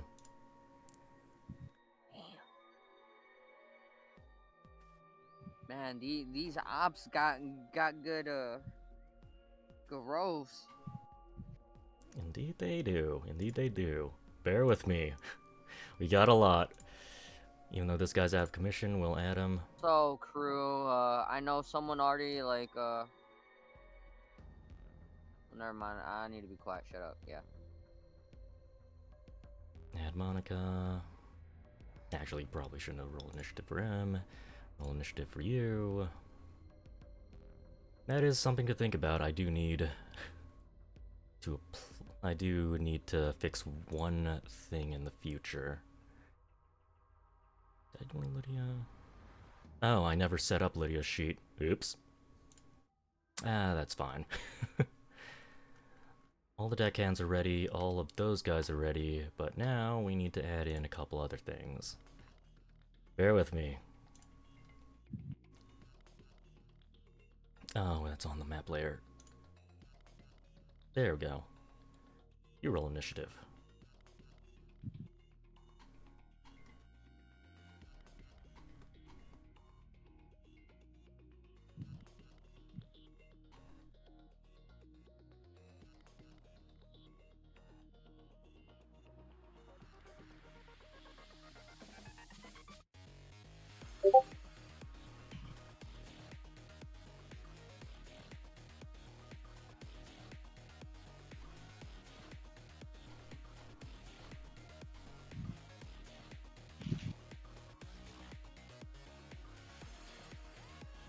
Oh, did it crash? Might have crashed. Oh no, it worked. It just didn't output the message. And then the very last thing. Very last thing that I need to put on the DM. Here.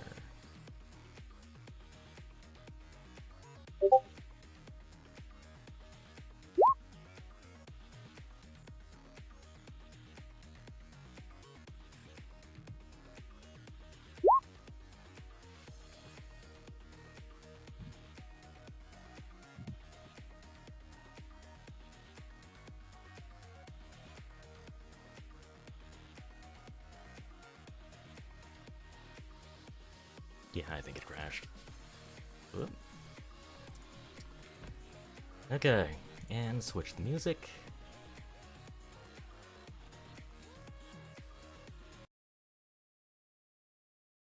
Where, oh, where, oh, where?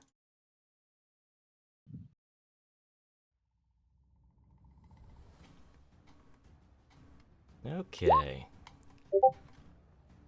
Reorganize everything. And Rugal hasn't had his initiative rolled. Give me a sec.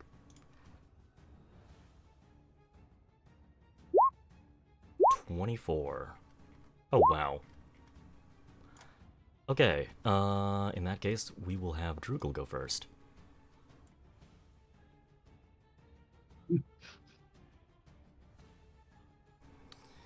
And you know what Drugal's gonna do? Drugal...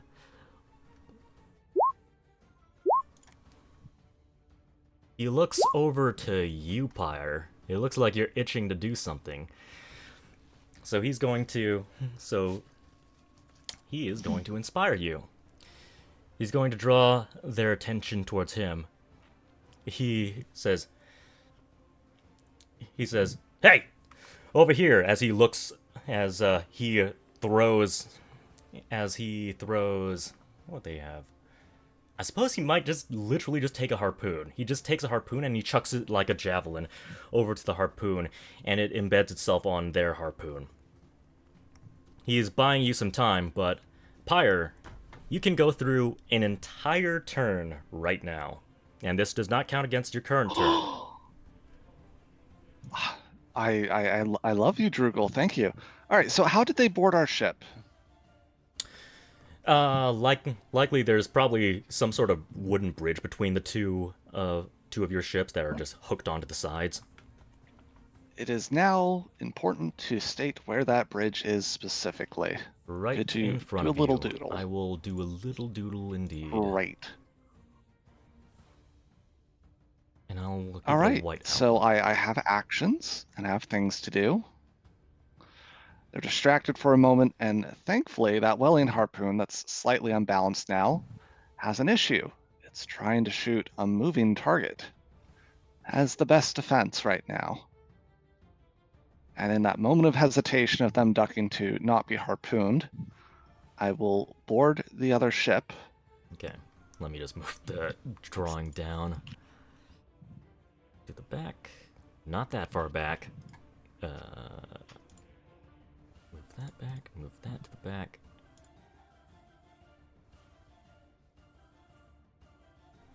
Alright. And what would you like to do? And friendly reminder to everyone, each square is 10 feet, not 5 feet.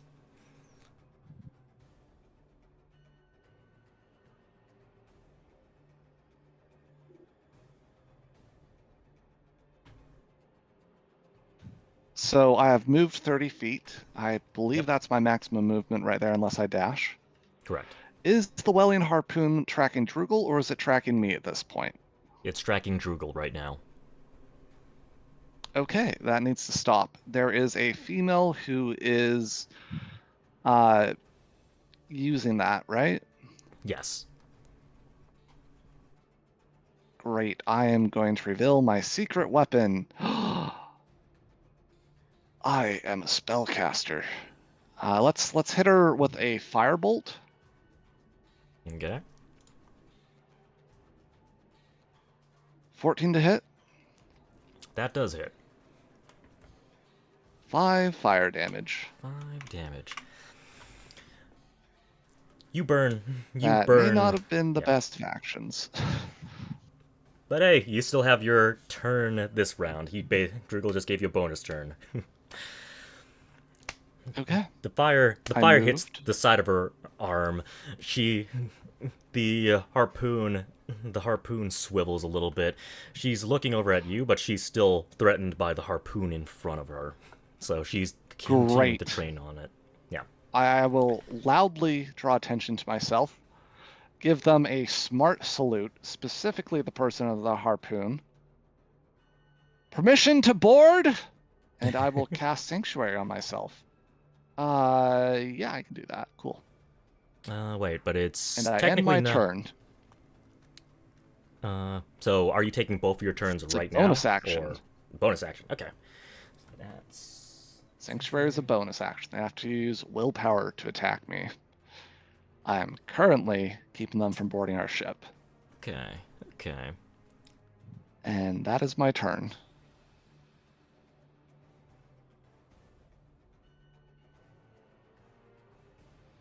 Okay, so it's always affecting you no matter how many times you're hit, and even if you get hit. Okay. Until you make an attack yourself. Alright. Cool. Then we are going to go below deck to Miss Faye. Let me just double check to make sure that all the enemies are up there. Because I am not sure if I added in the bone monster. Because I don't think I did. No, I added in one monster, not that monster.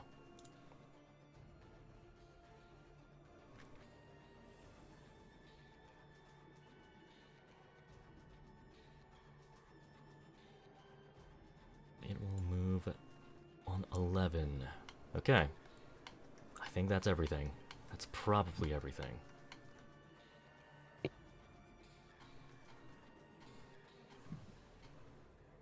Alright.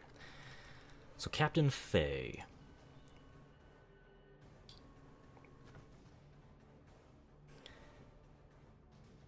Captain Faye sees you approaching Ash. Like, do you have your weapons out and unsheathed, or what does she see?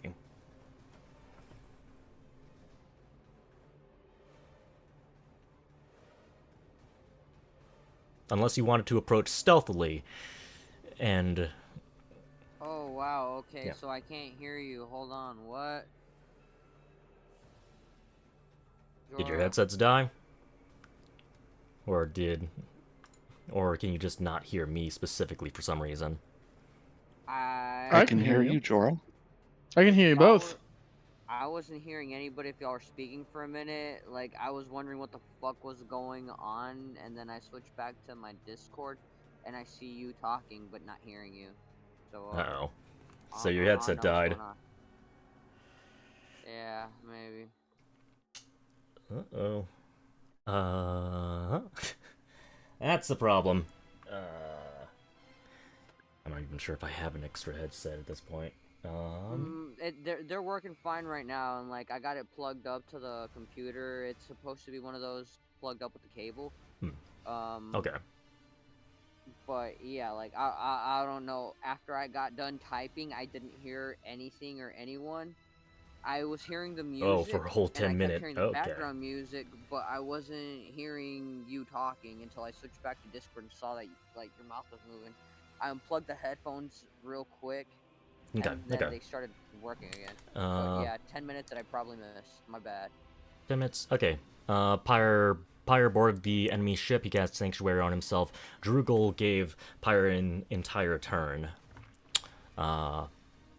Yeah, but we're back to Ash below deck. So how are you going to approach this? Faye and her other deckhands were focused on the orc. If you want, you can approach stealthily, or if you want to go in guns blazing, you can do that too. It's up to you how you want to approach this. But Faye is ready to act very soon. If you don't make yourself known, she's probably going to attack the orc. But if you do make yourself known, she's probably going to attack you. Well, if the orc is what, like 5 or 10 feet next to her, I can do sneak attack, right? Yes, but the orc is currently not anywhere near her. If anything, if I moved them, if anything, both of the deckhands would be right next to her, but she's still not close to anyone yet. She will move into range if you don't make yourself known soon. I will come in guns blazing, because I don't know how much health that orc has, or, you know, I just want to seem like I'm supporting him properly. Okay. So who are you attacking? You've got 3 potential targets.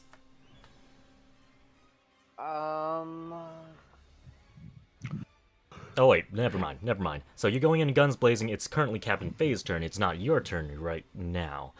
So it's Faye's turn. So if you come in guns blazing, you can be right next to her if you want. I will If make you my don't- presence known. Okay. Feel free to move yourself anywhere in relation to the team, or anywhere in relation to those 4 characters. Let me zoom in a lot more because apparently I can't see where You are right here. You're right here, and you can move basically on this side, anywhere. Did you get the ping?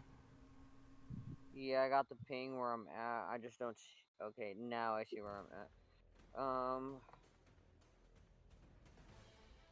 For some reason,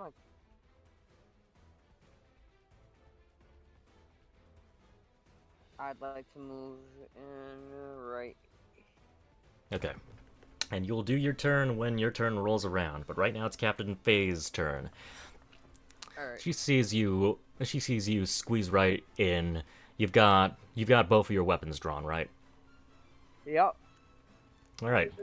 Hand crossbow in one hand and a rapier in the other. Unless you've got the chain whip. It's crossbow and rapier. Okay, so you've got the crossbow and rapier out. Alright. She turns to you. It's obvious we're not going to be able to... It's obvious that no negotiations are going to happen. So she is going to pull out her sword and make a swing at you. Which looks like it was a complete miss. So she takes a swing at you. Her sword gets embedded in the captain's office door, and she pulls it out. And that's the end of her turn for right now.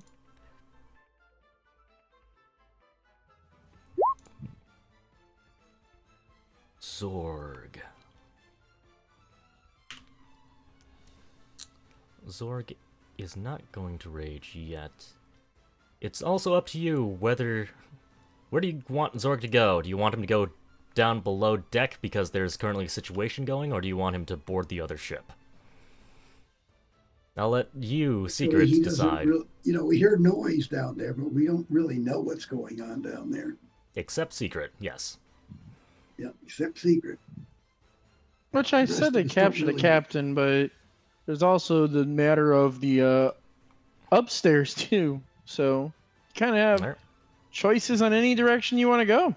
Alright, he's going to take the most immediate and obvious choice then. He's going to dash this away, and I just need to make sure if he's got extra move speed right now, because he might.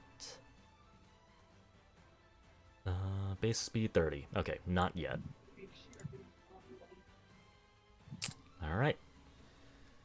Female deckhand is going to make an attack. Female deckhand is going to make an attack on the orc.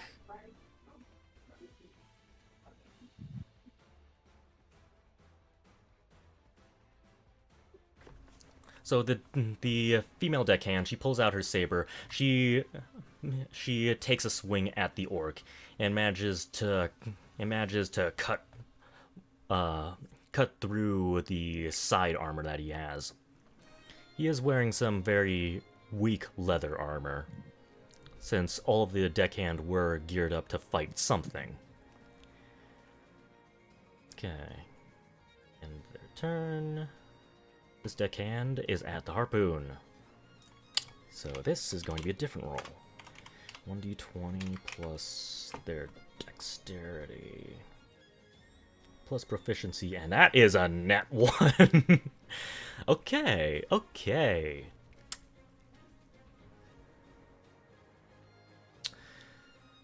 So, Pyre, you gain her attention. You smacked her with a firebolt to the side, threw her off, and you're now taunting everyone. And she looks over at Drurgle for a moment, and then thinks that you're the bigger threat. So she wheels the harpoon around, because in this world, whaling harpoons are just 360, have 360 shooting range for some reason. And she tries to fire Yeah, it it's a at swivel. you. Yep, it swivels.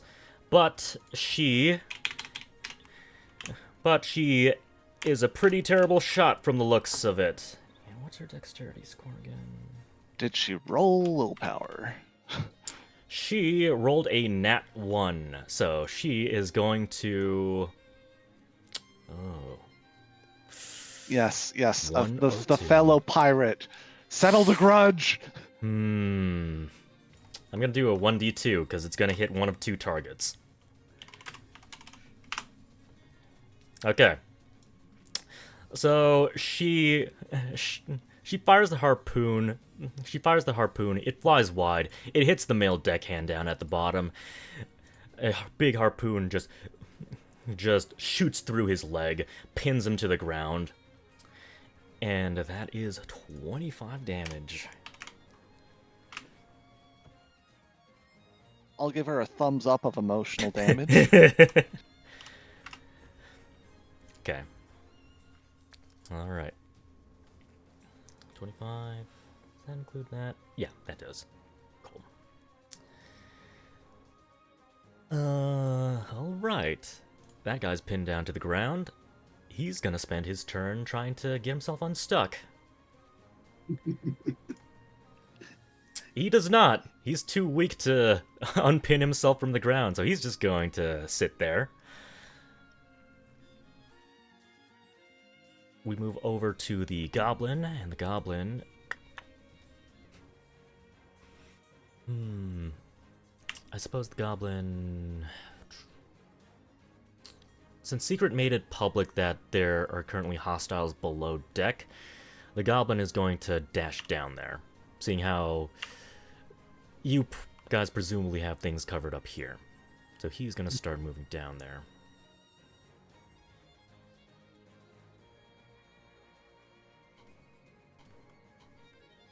Alright. You hear the whale song as it starts getting closer.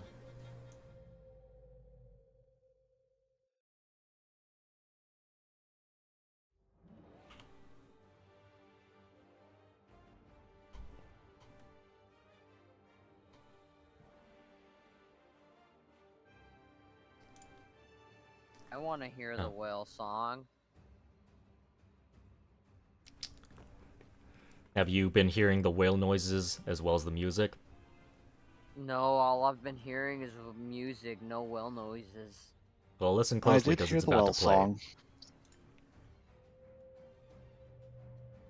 Okay, I hear it now that I've smashing my headphones into my ear.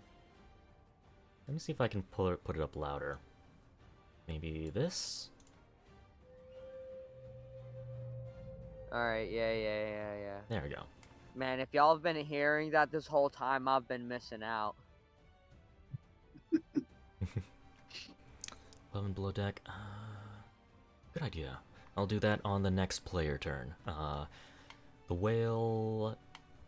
So, all of you hear the whale song, and it just makes your skin crawl. You especially, Quelkek. You see the scene that I described to you in the private session, and they're glowing even brighter. And you can definitely, you can really feel something touching your soul.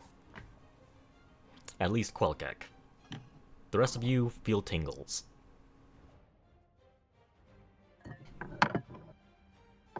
Just very quickly, oh man. Yep. I have to say that's very... Can I connect with it telepathically? It requires that a language is known, but I'm not quite sure how you rule that unless I was like a druid. So this is just the normal telepathy, right? Yeah, just the normal one. If it's on that much of a level, I do want to know if it's possible. I think it's unlikely, but anything at this point. If you need me to translate Abyssal, I got you, dog. Primordial, I got you, dog. I think we're good on those. Hmm. Unless I could be Okay. wrong. I don't know. You know that. Hey, I can be wrong anytime. Okay, it doesn't state that you need to be able to see it. Okay, so even if it's behind walls, okay. Like, is it my turn yet? Because I'd be below the ship. You would be below the ship. I don't see any specific things that restrict you from Thrycreen rules as written from talking behind Well, walls. So It does say willing creatures. that's why I'm waiting for how you deem that. There's also I'd a thing about the probably say- language. I'd probably say no. It's probably Okay, not willing gotcha. right now. Gotcha. Can I do? Is it my turn right now? Well, it's gonna be 3-player turns in a row. Ash is currently out right now, so let's go with Stefan next. Gotcha. Okay. Ignore the on my turn thing. The player stuff needs to be changed later on. Stefan will take his flame necklace and reach out on his shoulder and fools around, and it suddenly disappears as a free action. Okay. And then he alright. looks over to the other ship. He sees the lady with the harpoon gun flashing it around, Oh, wait. and he will cast a spell at her. Alright. Go for it.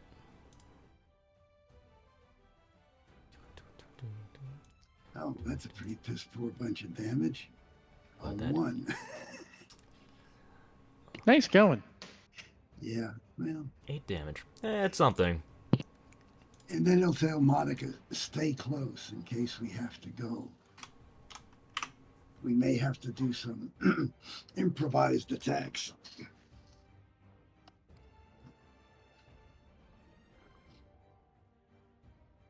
That's it. Improvised attacks. Okay. Alright, got it. She does ask, so do you mean like a fire, or... Well, we might have to do something sneaky. I'll explain it to you if it comes up, but stay close. Okay, got it. And she's going to be following you. And I'm going to find her and move her turn order to right next to yours, because that's how we've been doing it. Okay. Well, yeah, she's going to stay right close by you. If you want her to cast Fly, she can cast Fly. But for right now, she's going to be on standby. Alright. Is there anything else you want to do? Do you want to move, or... No, I don't see any reason to move anywhere. Okay. Alright. This is somewhat away, and I can't see it anyway. Correct.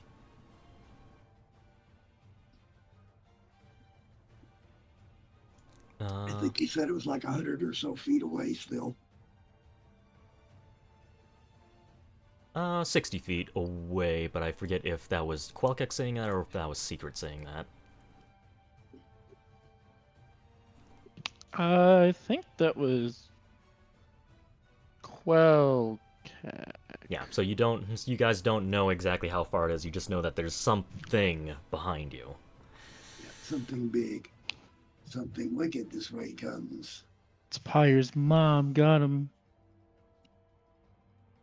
No, she's bigger than that. You don't know that. I guess maybe you do. Blacks out the sky. Hey, I mean, Zygon wouldn't settle for any less. Sure you would. It's a woman. You can't have that. But anyway, Ash, it is your turn. I'm ejecting.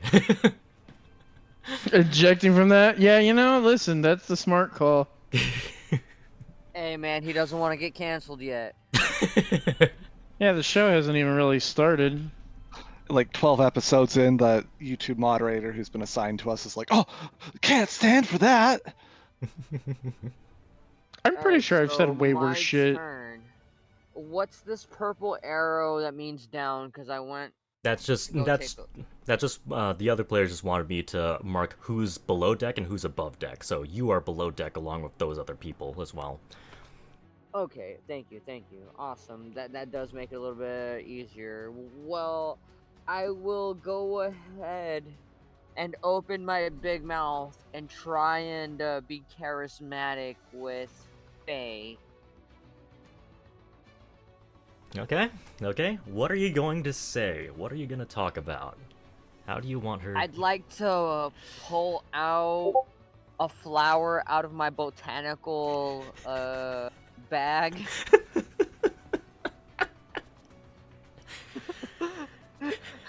Without her knowing, I would honestly like it to be the sleepy drug flower. Okay. I'm gonna see if I can put her to sleep with the sleepy flower right now. And how are you going to apply it? I bring it out without hopefully getting strikes, and I'm like, it's pretty, but not as pretty as you. And I hopefully, fucking hate you. Jesus Christ. hopefully I that love cheesy you. line is good Okay. enough to startle her a bit, and I smash the flower in my hand and blow it in her face. Okay. So first, we're going to see if you actually take her back with your antics. So in this case, I'm actually going to allow a deception roll. I'll allow a deception roll since you're purposefully trying to throw her off. Unless, of course, you're genuine, in which case it's a performance roll. Already rolled deception. We'll go with deception. Oof. Even with a +7. Horrible. Roll a 2. Yeah. Who did the recap today? Is this worth it? Is Oh this yeah, you worth have it? inspiration. was- You have inspiration. You have inspiration, buddy. It's worth it for me. Okay. Like, forget the fucking whale. I want him. I want to be charming to this lady. All right. Roll deception again.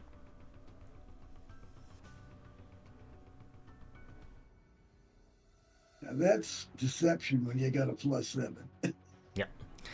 Okay.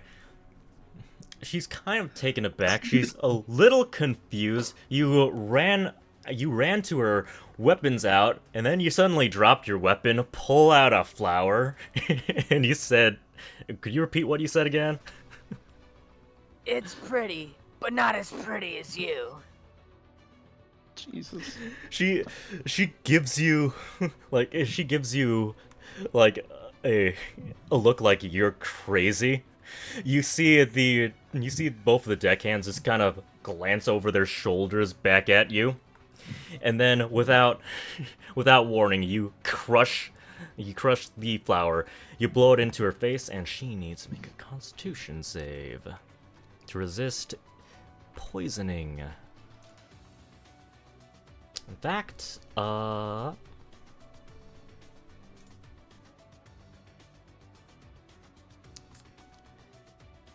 In fact, Diplomacy was never an option. Ash took that as a challenge. Okay.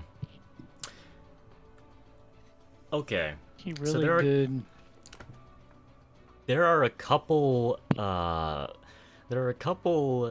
sleeping plans in your repertoire right now. You could have one that's a little explosive that could blow in the face of everyone, including you. Or you could use one that's more of a touch poison. Inhaled poison or touch poison? Which one do you want? I'd If it- rather use a touch poison since she's right in front of me. Okay. A touch poison. Alright. Bear in mind that you will need to make a constitution roll as well, but with advantage. All right. So you make a Constitution, yeah, so that you're not affected by your own plan.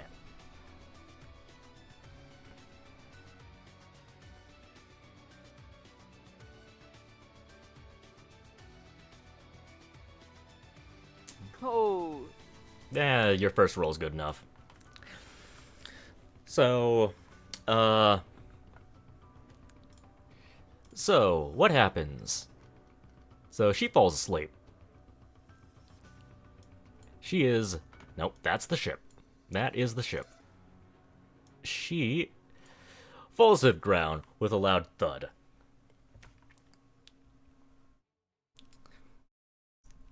You can still do some stuff. So you've whipped out a plan and you've used it. We'll consider all of that your action. You still have your bonus actions left. If you want to attempt diplomacy, you can feel free to, but right now, Captain Faye is lying prone and on the ground, sleeping. I would actually like to try and use diplomacy, because the brunette's good looking, and I don't know who the other person is. But, with your captain down, do you really want to risk putting everybody else in harm? Okay, do you want... So, are you just saying that, or are you actually physically threatening someone? I will say that. I'm not trying to threaten anyone. Okay. Trying to get him to make a morale check, probably, right? Alright, make a persuasion roll with advantage.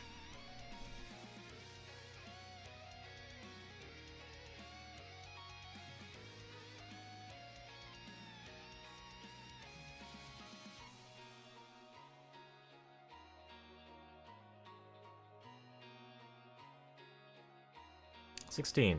Alright. They look at each other, they look at the captain who's currently down on the ground, and they're thinking about fighting. They're thinking about fighting. And they're thinking about fighting for a moment, and after some hesitation and with some support from the orc, they decide to throw down their weapons and cease fighting. The orc walks up to you. Well, the orc secures the weapons and walks up to you and he says, "Alright, we need to bring their captain upstairs and get them to stop fighting too. Chances are they were probably all in on the plan from the beginning." I don't know what plan you're talking about, but... Look, they captured our captain. I think it's not a stretch to say that these people are either pirates or they were looking to take this ship in the first place. For some means or another. Who knows if that's the most important thing on hand right now? Seems like everybody else is freaking out about something else. Well, from what I've heard above deck, it sounds like some harpoons are definitely being fired above deck. So, I'm willing to bet people are currently fighting. So, don't eat this person. Thank you very much. And grab the legs, because we need to get going. And he starts... And if you want to help him, you can. If not, then you can just dash somewhere else where you're needed. I kind of want to go back and see what Quelkek is doing. Okay, you can feel free to. He will yell after you going, "Hey, where are you going?" I think my friend needs me! And dash away. And he picks up the captain.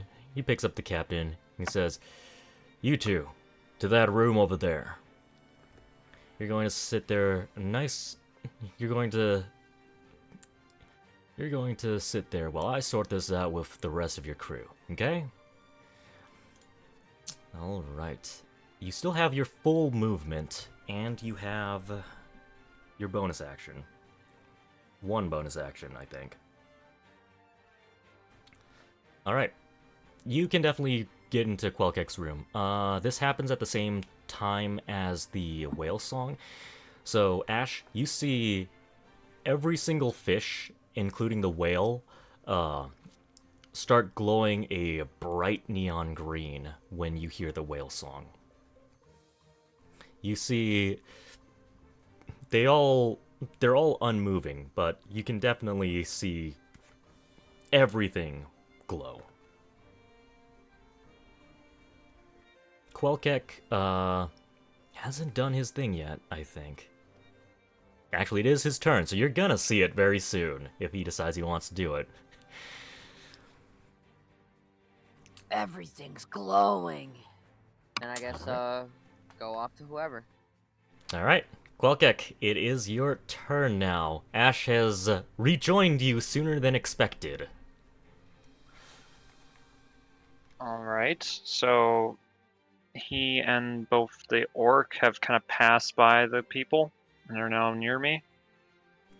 Yeah, the orc seems to be busy out in the hallway doing something. Ash is near you now. Okay. Well, I would have already started doing this. As soon as I was able to slash through the doors, I would have found where the carcass of the baby whale was located on the ice. I assume it's probably in the middle of the room or on one of the Yes. larger... Okay. Do I see what I'm looking for? Yeah, they're overlapping. The soul of Okay. the baby whale is overlapping its body. I am going to, without hesitation and without much concern for what it seems like myself, Ash, you'll see me collapse as if I was walking forward and I simply either lost my footing or just decided to fall down.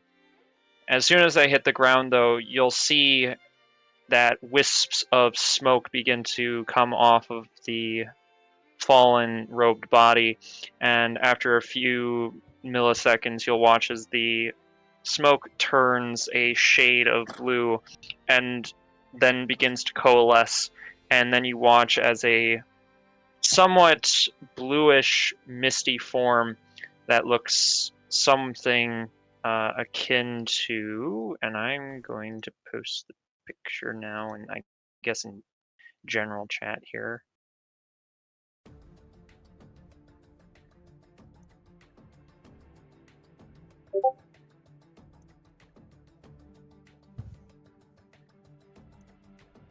So you watch as that, with nothing more on it, kind of rises up from it, and then goes over to the green glowing whale that's in the ice, and you'll watch as it will, for a second, just hesitate before taking all four of its arms, and it will wrap around the baby whale as if wrapping around a child, and then within the next few milliseconds, you'll watch as both will sink through the floor and disappear.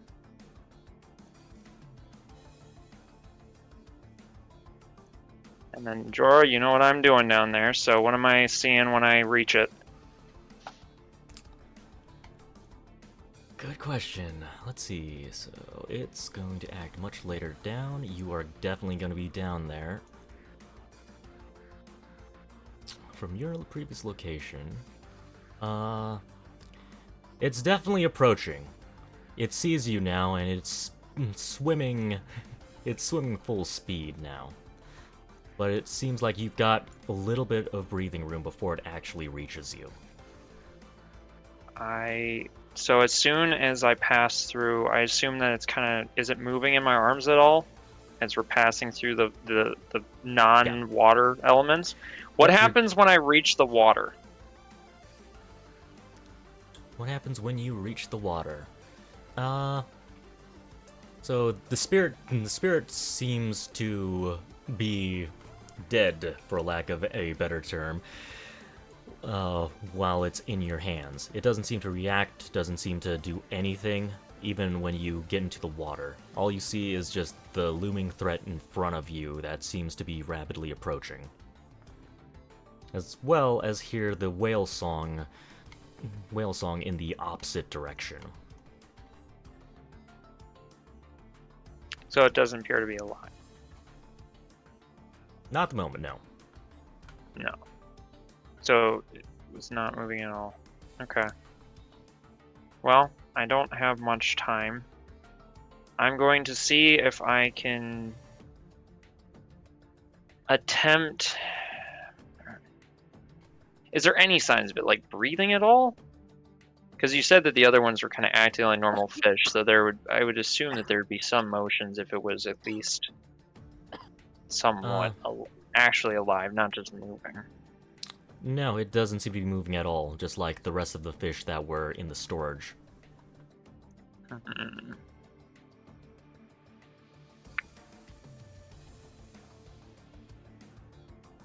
I require a right at sea. We'll have to deal with that later, though. It will not be my time at this point. I am going to release it, seeing that there is nothing else to do at this point. Okay. Does it Alright. just remain where it was, or does it actually interact with anything? It remains exactly where it is. The entire ship has actually, both of the ships are docked right now, so it's just sitting there. It's just kind of floating. It's not moving at all. Doesn't seem to be swaying with the waves. Doesn't seem to be doing anything. Doesn't react at all. Doesn't breathe. Doesn't do anything. It's literally just dead. Doesn't seem like much of a spirit. Just saying. Indeed. Okay. Fair enough. Alright, well, can I apply any amount of force and physics to it? Because I'm just gonna I'm gonna push it towards the larger one. In soul form? Sure. I'll allow you to give it a nudge. Give it a nudge in the proper direction.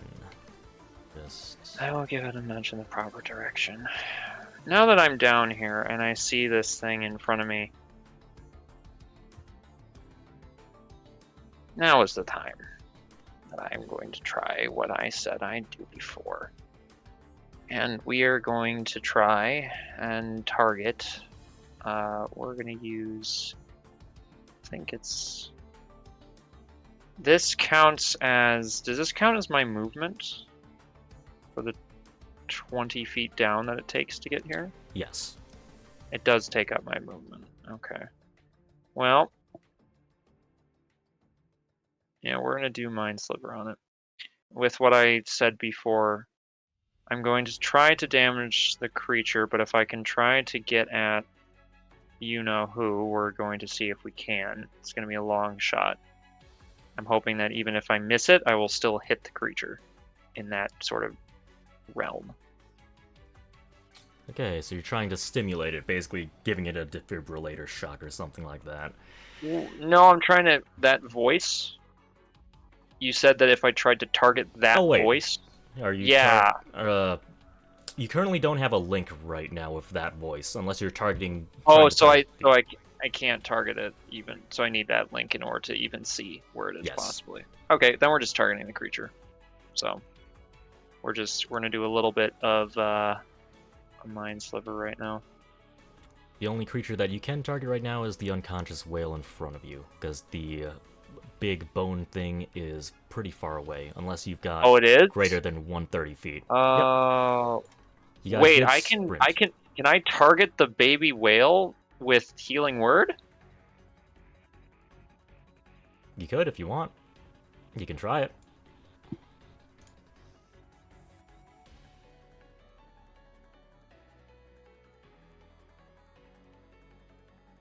Well, this is why I have potions of healing and other things. Okay, then roll your Healing Word if you're gonna do it. Yeah, we'll do it. We'll try it. It either works or it doesn't.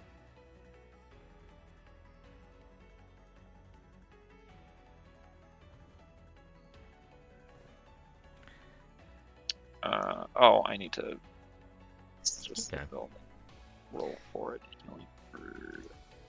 The baby whale opens its eyes, and it gives you a very confused as it looks around. it's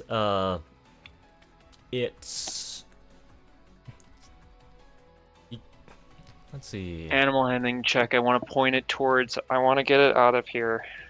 I'm going to point my. I don't know if I need to make animal handling a freaking charisma check. I want to see if I can try to get this thing towards the bigger one. Start pointing in the right direction, getting it out of here. Okay. You can use your telepathic link to literally just tell it instead of. Oh. Yes, It please. is an I would like intelligent to say. creature. I would like to say, please go towards bigger one. If that is as simple of words as I need to use, yes, go towards bigger one. Okay. And it starts Scary heading off. monster. Stay away from scary monster. Big white scary monster. Go towards glowing green one. It's confused, but it starts heading off in that direction. Mission accomplished. We're gonna use the last 10 feet to go back inside the boat. Towards, like, I think the lowest deck is probably, because if I'm at the very edge of the bottom hull, I think 10 feet will take me to the lowest deck, or no? Technically, I imagine the holes being something like 15 feet in height, which is why I said you'd use most of your movement, your 20 feet of movement, to go all the way down to the bottom. Never mind, then we're just sitting where we are. We'll just stick around and act as bait. That'll be the ending of my turn. Can we throw him a grappling hook in case he bites? Oh yeah. Speaking of bites, Quelkek, you've got a clear look at you have a clear look at that eel, and you notice okay. So there's a fishing hook that's currently hanging out of its mouth. You have no clue what it is. When you sent that picture up to Secret would immediately recognize that was one of Pyre's fishing hooks that is currently hanging out of its mouth right now.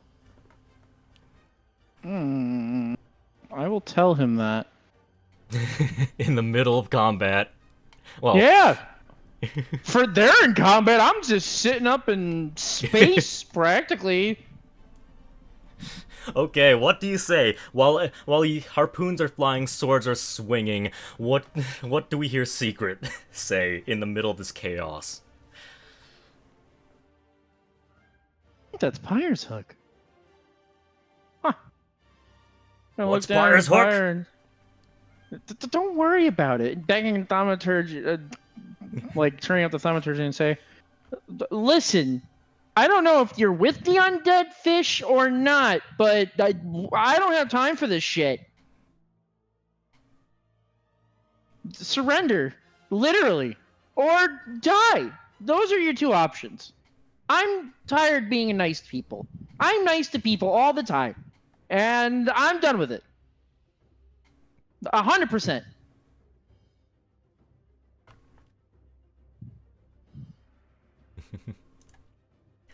Damn. I guess I'll have to be the nice guy now. Hey, listen. I thought you always were good cop. I'm like middle cop. I'm like bipolar cop. It could be good, could be bad. Just depends on the situation. You're the real cop. No, you're the union rep. I'm the actual cop. Yeah. What's it? Don't worry about it.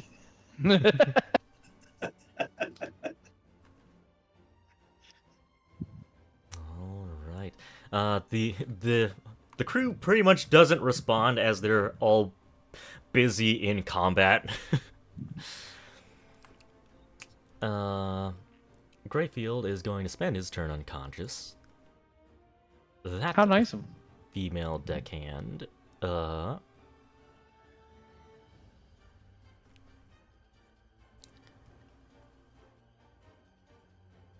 see. Well, I guess all we can really do. Well, thing is, he can't. They wouldn't do the other thing. They wouldn't do the other action that I can have them do right now. Okay. So instead, she's just gonna walk up and take a swing at Pyre. And what We'll roll do I need to save. make? Wisdom? Yep. Or okay. Wisdom. Will. It's wisdom. And what's your DC again? 15. 15. That's a fail.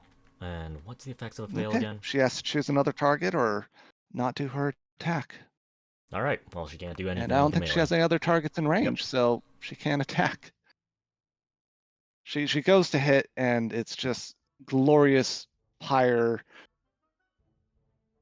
He just looks good. He looks good. Like why would she hit something that looks so much better than her? A pristine angel. You are part divine, after all. A very masculine angel. Is she a misogynist? Oh no. Identity crisis. Does she do anything else, DM? No, she just stands there marveling at your angelic figure. Beautiful. Beautiful. I am angelic. These two are out of fight. Jules bumps into Fenrax.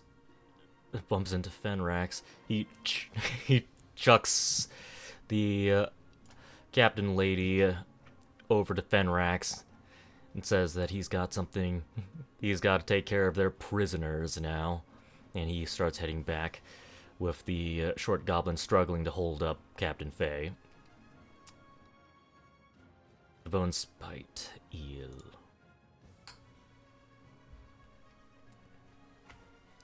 Okay.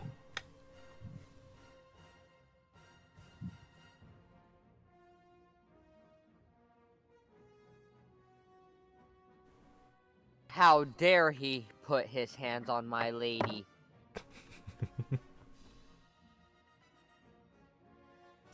Alright. Right. Even that's not happening immediately. Don't worry about all the custom things that I put on. Just don't worry about any of them. I'm sure they're all fine. Alright, Secret. Yeah? No, it's actually my turn. I'm not just Is threatening the people creature anymore. actually here? Yep, there's a creature actually here. I just put it on the GM layer because it's covering everyone. Yeah. But yeah. Okay, yeah, okay. Is it? You can see the glowing light underneath the ship. You don't see it clearly now. How far up am I? Oh, is it under the ship? Yep, it's under the ship. You are, probably something like 60, 80 feet up in the air right now. That do be limiting some spell actions here. Can't do that or that. Checking range on something really quick. Give me just a second. That's 30 feet. Oh, fuck. I don't want to climb down, though, because I got such a good view up here.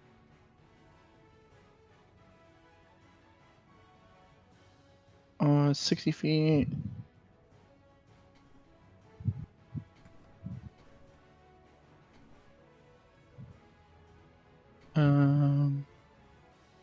Wow, I have no good options unless I climb down. All right, well, I already warned everybody, so I think it's time for me to actually start acting. Tabaxi speed to fucking climb my way down this ladder. You're Since still you've got- up at the crow's nest? Yeah, well, who do you think has been keeping watch on everything?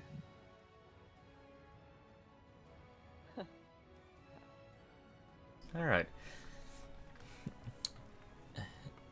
Tabaxi speed. So that'll give me a 60-foot move speed, unless I guess you want me to use my climb speed, which would then be a 40-foot climb speed. Nah. With the ladder there, I'll just assume that you can just use your full move speed to climb down. Alright, and then if I climb down, then I'm back to scale with everybody else, right? Yes. So every square is 10 feet? Alright. You are still too far away, Bones. How did you manage this? By moving 30 feet. I can't believe you. What can I do with? That's 29 too many. It sure is. That's touch. Now that I think about it, I should probably. Fuck. All right, I'm gonna double move. Bringing that to 120 feet. So that's gonna be another 60. And each square is 10 feet. You already have that marked. So I will move here. Which, let me just check ranges and shit. Which does make this a little bit more manageable on my next turn, but that I double move to get here. So that'll be my turn. All right. Meal deckhand, that one. That one is going to do the same deal. Move forwards, make a weapon attack. Because he's Wisdom not about. check. He's not about to try to wrestle in 8-foot Dragonborn, and that's a fail. You're Pussy. just too Great. handsome, you know. Maybe this is Yeah, what it feels that like to chin be. so chiseled. Yeah, maybe this Is is what it everyone feels like. thirsty for you? I mean, he is a divinity after all, half divinity at least. Ash Yeah, is man. kinda jealous.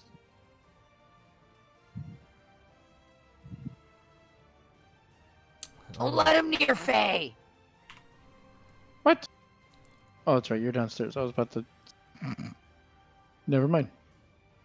Can I fire? Oh yes, I can just barely barely get into range to hit one of the deckhands, and probably over there too. Technically, no one is over there except Lydia. They could aim for the enemy mast, crow mast. I mean, we could. I'm gonna have him aim for her, though. So, Ron, you have one job. Don't fuck up. He did not fuck up. He hit, and that is 3d10 plus 0. That's a kill. All right. You see a harpoon fly right over one of the deckhands' heads, and it just impales this lady, shoots her right off the. Actually, it shoots her. That angle, blip. Shoots her and pins her to the front of the ship, and she is just dead. All right, Pyre. Now it's your proper turn. Great. Now that they're within melee range, I take a deep breath. I inhale. I invoke the mark of Zygon. Wings of fire burn from my back, the crackling of wood. And as their outline hovers behind me, my throat bulges as the fire pushes out of my mouth. I would like to extend the range of my natural breath weapon. I'm setting fire to the rigging, DM. The rigging. Okay, so you're specifically firing overhead of all of these people, or are you trying to include everyone Yes. in front of you as well? Okay. I'm trying to do overhead. Overhead, trying to It's bright, burn. it's hot, your it's rigging. obvious. They probably are all dodging out of the way. I do it overhead, and I'm trying to burn the ropes, the cells, all those things. Okay, and you're Their ship? are you burning a Mark of Zygon for this? Yes. Okay. Mark of Zygon. Feel free to roll your breath, and we're going to basically roll. Let's say double damage. Double damage dice. Alright, I've increased the double damage dice. That's a 15. 15. Okay. Yeah, the rigging is now ablaze. The sails are ablaze, everything smoking up in the night. Even though there is a light drizzle, it's still currently not enough to put out the flames. Great, light up the night.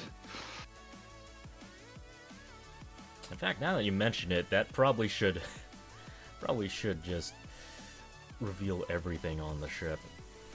It's pretty much just the same ship that you guys are on.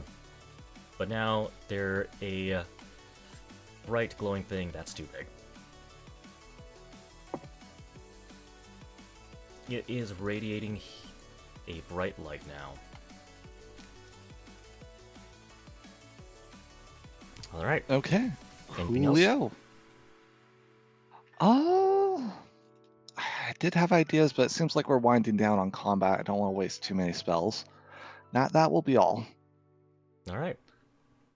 As the flame dies out from my mouth and peters off, even so the wings draw in as if pushed out from the fire and are extinguished. That is my turn.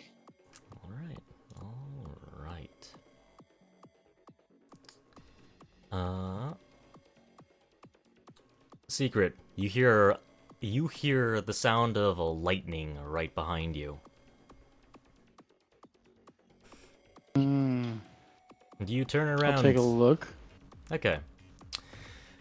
You turn around and you see that the crow's nest that you had just vacated is now on fire.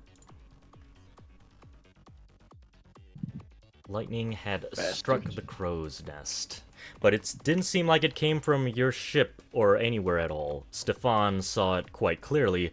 That bolt of lightning came up from the storm clouds overhead, and the winds are beginning to pick up now. Oh, great. You undead pirates and undead fish. The rain is now beginning to pour down. You can hear additional crackling of lightning up in the skies. Let me just put a fire token out on there. It's like someone brought Drenzis out to sea.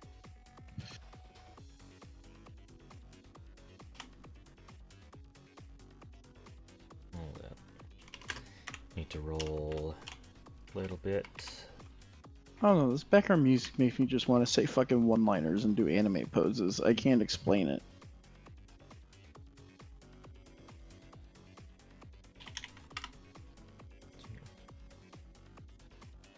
For that much damage. So the ship has taken a little bit of damage, but don't worry, it's got at least 300 health. Let's see how long that's gonna last, you guys. And the fire. I need to put fire on the map. From one of my tokens somewhere. Bear with me. Alright.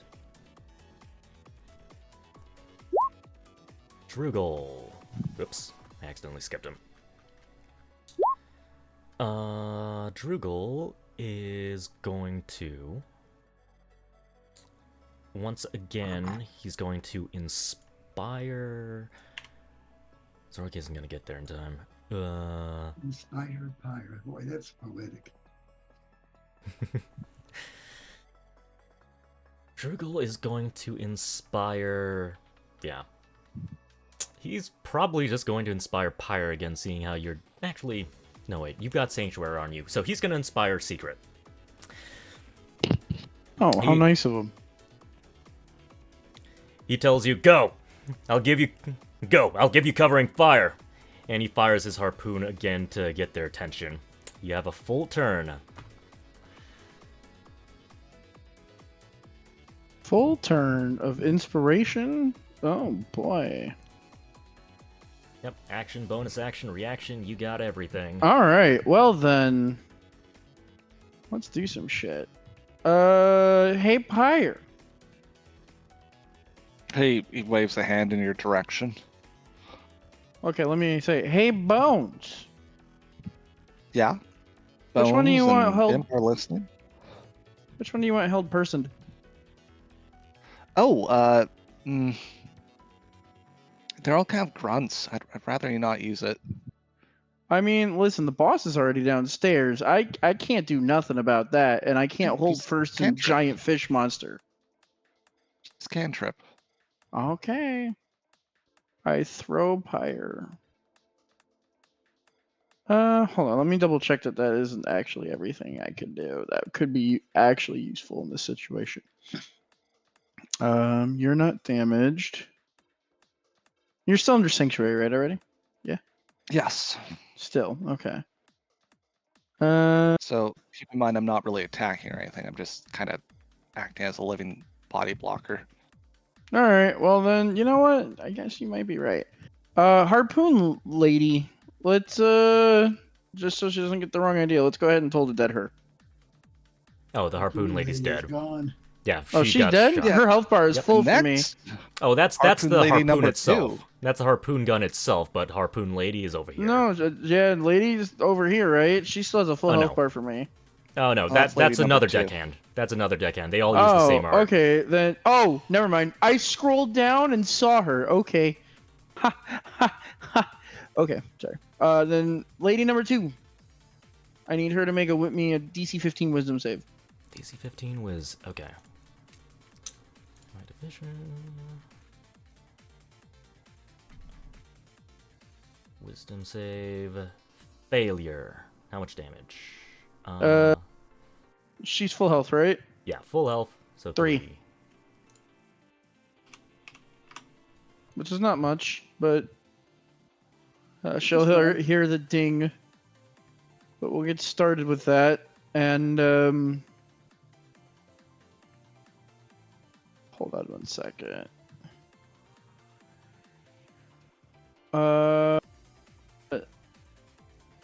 Oh man, I just thought of something better I could have done. That's okay. We'll save that for a future fight. That will be. Did you say I have a move action, or is it just the bonus? You have an entire turn. Action, An bonus entire action, turn? reaction, and move. Yes. Okay, so how tall is this little section here? Is it tall enough to take some cover? Yes, it does have a railing that you could take cover behind. Yes. Okay, so I'm gonna. I don't really have a bonus action, and I kind of want to stay here as a backup.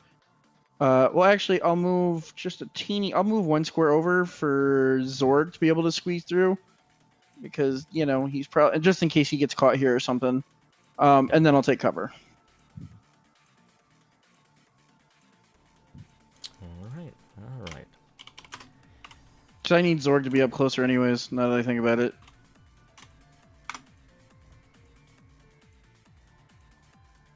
And just so you know, Ash, since you know your drugs, since you just use the plant just off the cuff like that, she might not be, Captain Faye might not be asleep for that long.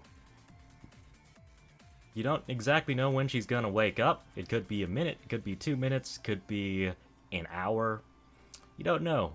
But it's much less potent than one of your potions. Bear that in mind.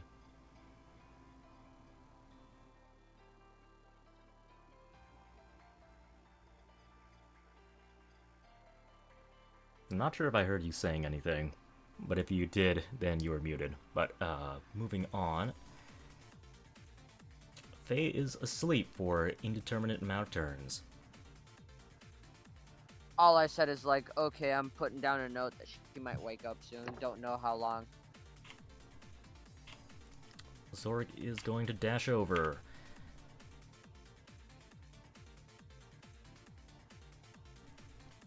And that is basically his turn. He will begin his raging.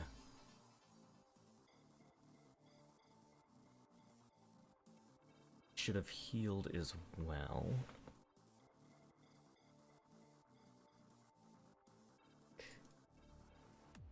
Zorg hasn't been here. He hasn't refreshed his stuff, so 1 rage. There we go. Female deckhand is busy. Move on. You are dead. Move on.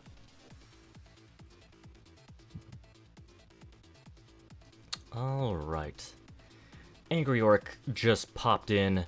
He's still pinned down to the ground. Let's see if he can get himself out of this. He can. He pulls the harpoon that's pinned him down to the ground out. And... take the opportunity attack? Yeah. He's probably thinking he's gonna die if he stays close to this orc, so... Orc with his...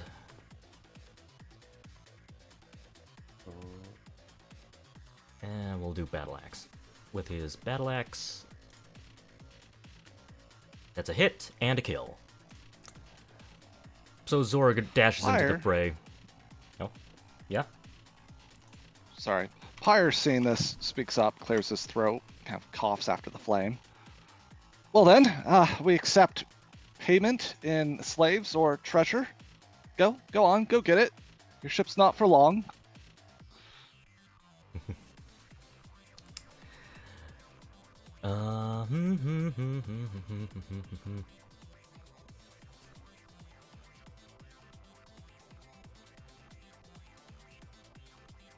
I'm guessing you... well, this can be a persuasion or an intimidation roll. I'll allow either. I'm fine with even waiting until my turn, but it's set at that point when he just absolutely obliterates that guy. I will allow you to do it now. Okay, cool. I will do a persuasion. I don't know why I just opened up Zorg's character. Pyre. Click. Click. And click.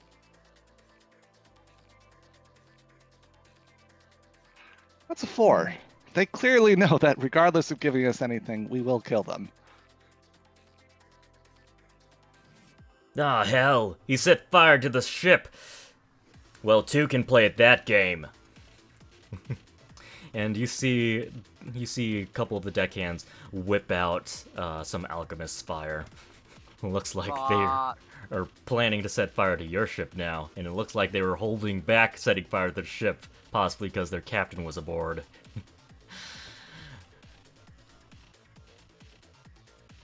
You know, if both ships are on fire, no one goes home. Have it your way. I can swim better than you. My father gives me plenty of luck. Let him try. At this point, the goblin gets up onto the deck and carrying the unconscious other captain.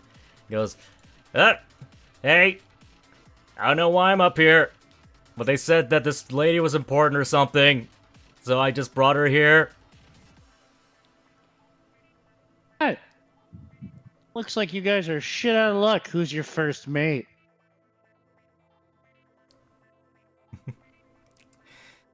Upon seeing the goblin with their captain, they decide to throw down their arms and put away their alchemist's fire. Yeah, that's what I thought.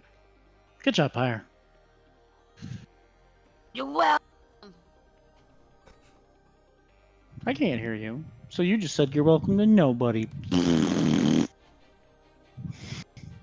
He's the real MVP of this fight, let's be honest. He was. Admittedly, he was. Such a clutch flower. That was actually kind of a fucking great moment.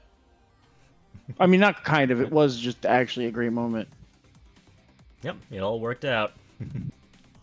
Just bear in mind she might wake up soon. So you might want to secure her. Hoping someone does. Are we still in initiative order? Oh yeah. Well, technically, you've taken care of that ship, but you still have the undead problem that seems to be rearing its ugly head soon.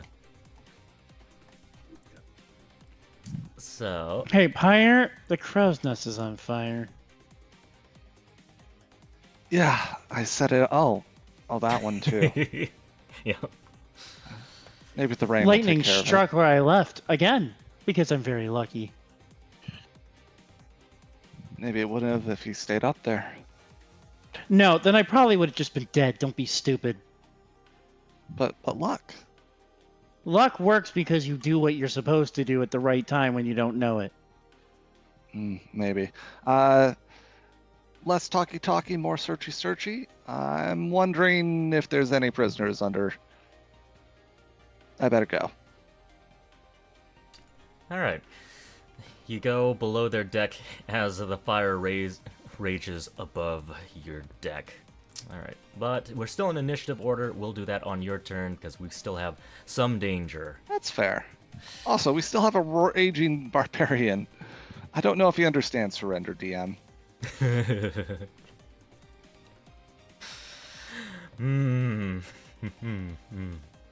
That is a good question. But since Zorg isn't here, I'm just going to have him drop the rage, because he probably would be cooperative at this moment. Besides, he already got a kill, so he's probably sated at this point, maybe. Alright. Hopefully he doesn't have bloodthirst. Yeah, half shark, that one. Alright.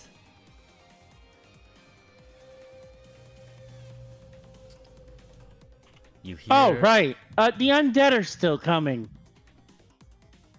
I think. Alright. Visions are kind of wonky, but that whale's call, totally a sign, by the way. Visions and Quelkek confirmed. I'm pretty sure. And there's a creature that's that way, he'll point. Went underwater. Bonefish. The thing you caught on your little hook, I think. At this point, you would likely be able to see... God damn it. No, I want the other one. There we go. You would be able to see the whale up close now. You can see it from the front of the ship. The deckhands on the enemy ship, they look over and they ask with disbelief, "Whoa, what the heck's that? I've never seen a whale like that before." That's the undead, boys! Get ready! God help me. Indeed. Perhaps it is the undead.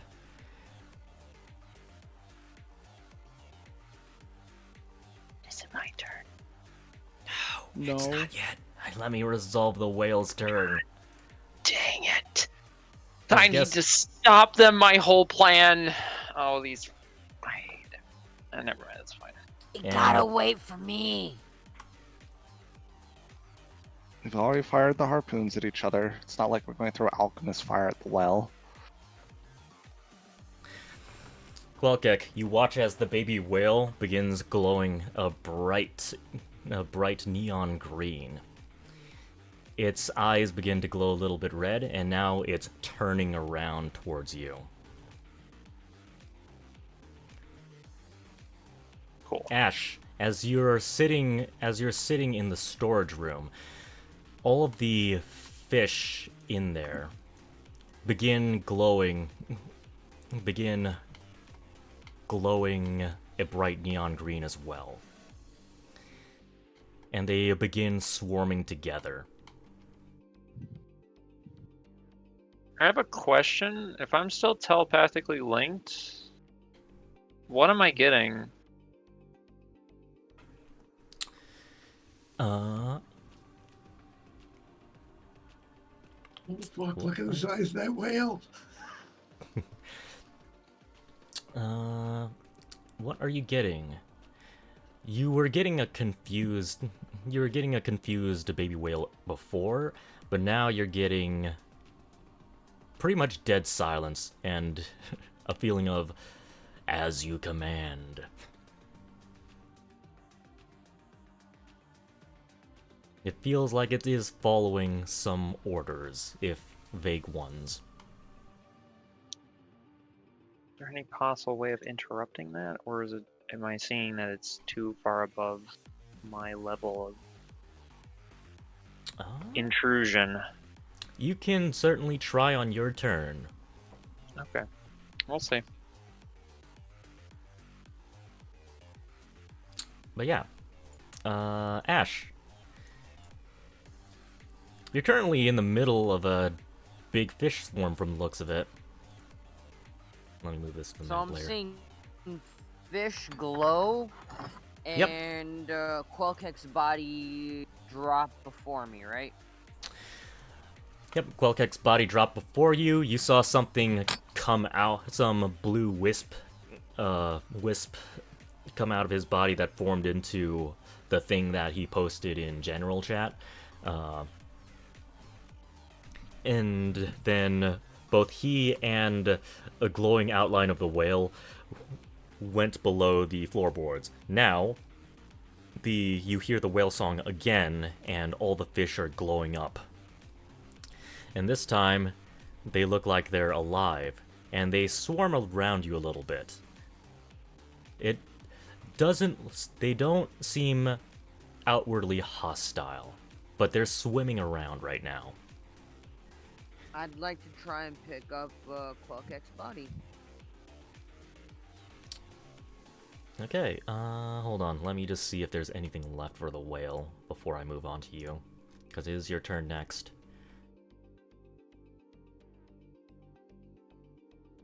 No, wait. That's not the right one. That's the one thing I hate about power cards. Oh, that too. That too. I forgot about that.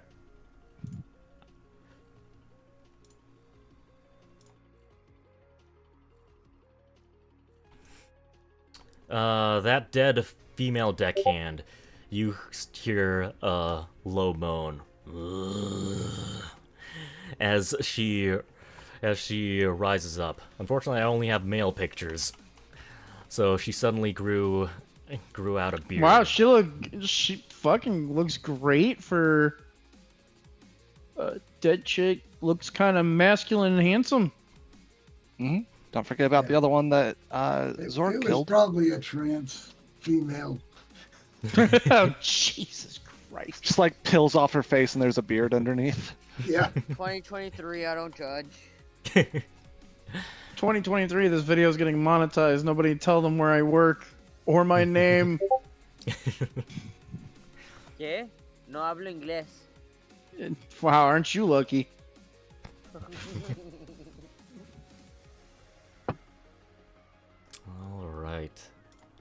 Alright, Ash. It is your turn. You are surrounded by ghost fish that are actually I glowing and pick up- floating. I pick up the limp ant. Alright, you've got his body.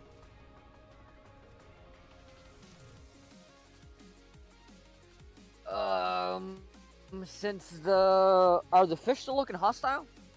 They do not Or are look they outwardly hostile, but they do look like they're swarming up and beginning to amass themselves. They might be preparing to attack in the future, you don't exactly know, but they don't seem outwardly hostile right now. Well, since I don't know what's going on and Ant-Man isn't responding,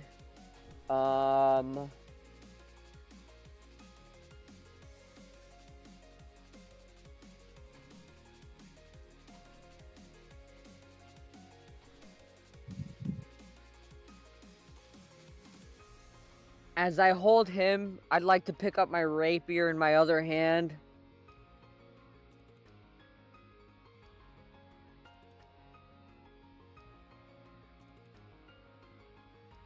And, slowly make my way out. Slowly make your way out. Are you going to try to disengage, or are you just going to walk out?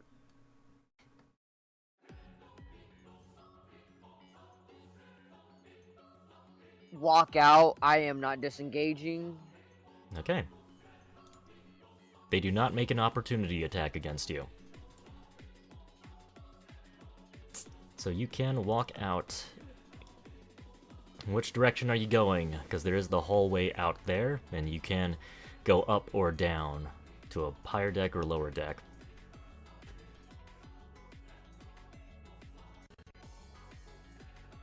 If you want to dash after getting out of that room, you can move up to 90 feet.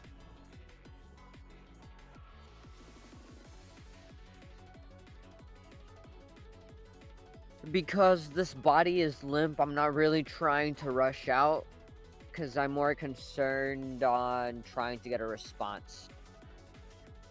So as I'm walking out, I'm like, hey, come on, man.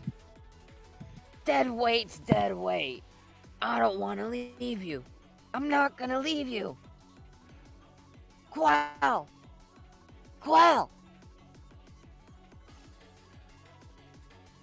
What are you screaming about as he bumps into you out there in the hallway? Who bumps into me? The orc from earlier, who was covering your back earlier. This guy.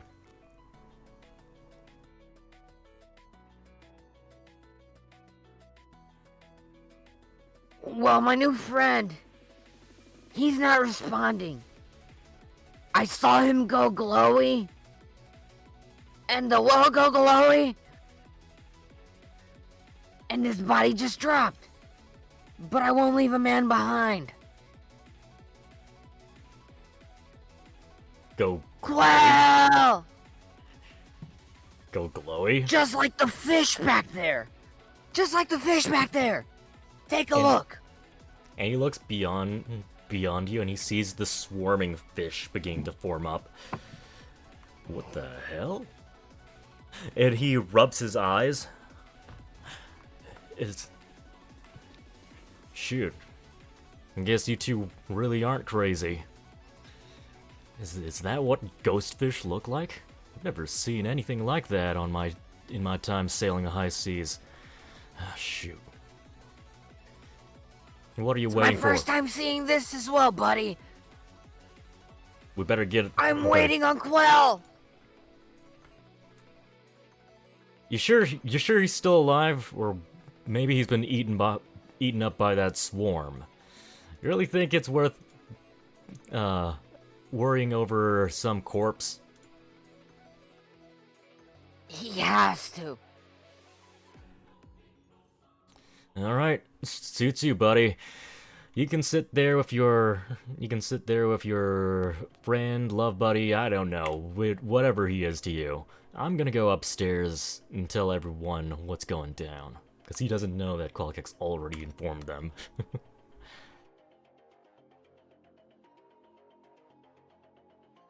I'll let him go on ahead, and I'll slowly make my way behind him. A lot of static going on. Static? Yeah. Quit. Wait, from my mic, or? I don't know. Somebody's mic.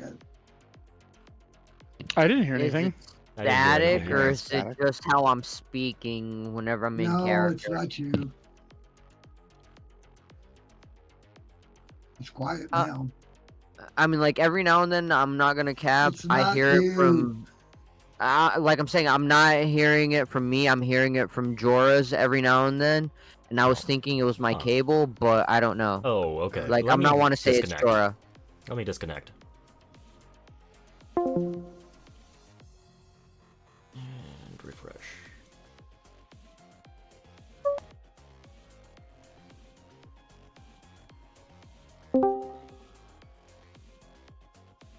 Okay. Hopefully that's better. Are you still recording, Jorah? Yes, I am still recording. Oh, now that you mention it, I just saw the time. All right. Well, technically we're done with phase 1 of the battle, but phase 2 we'll save for next time, because now we're 15 minutes over. All right. I'm ending recording now.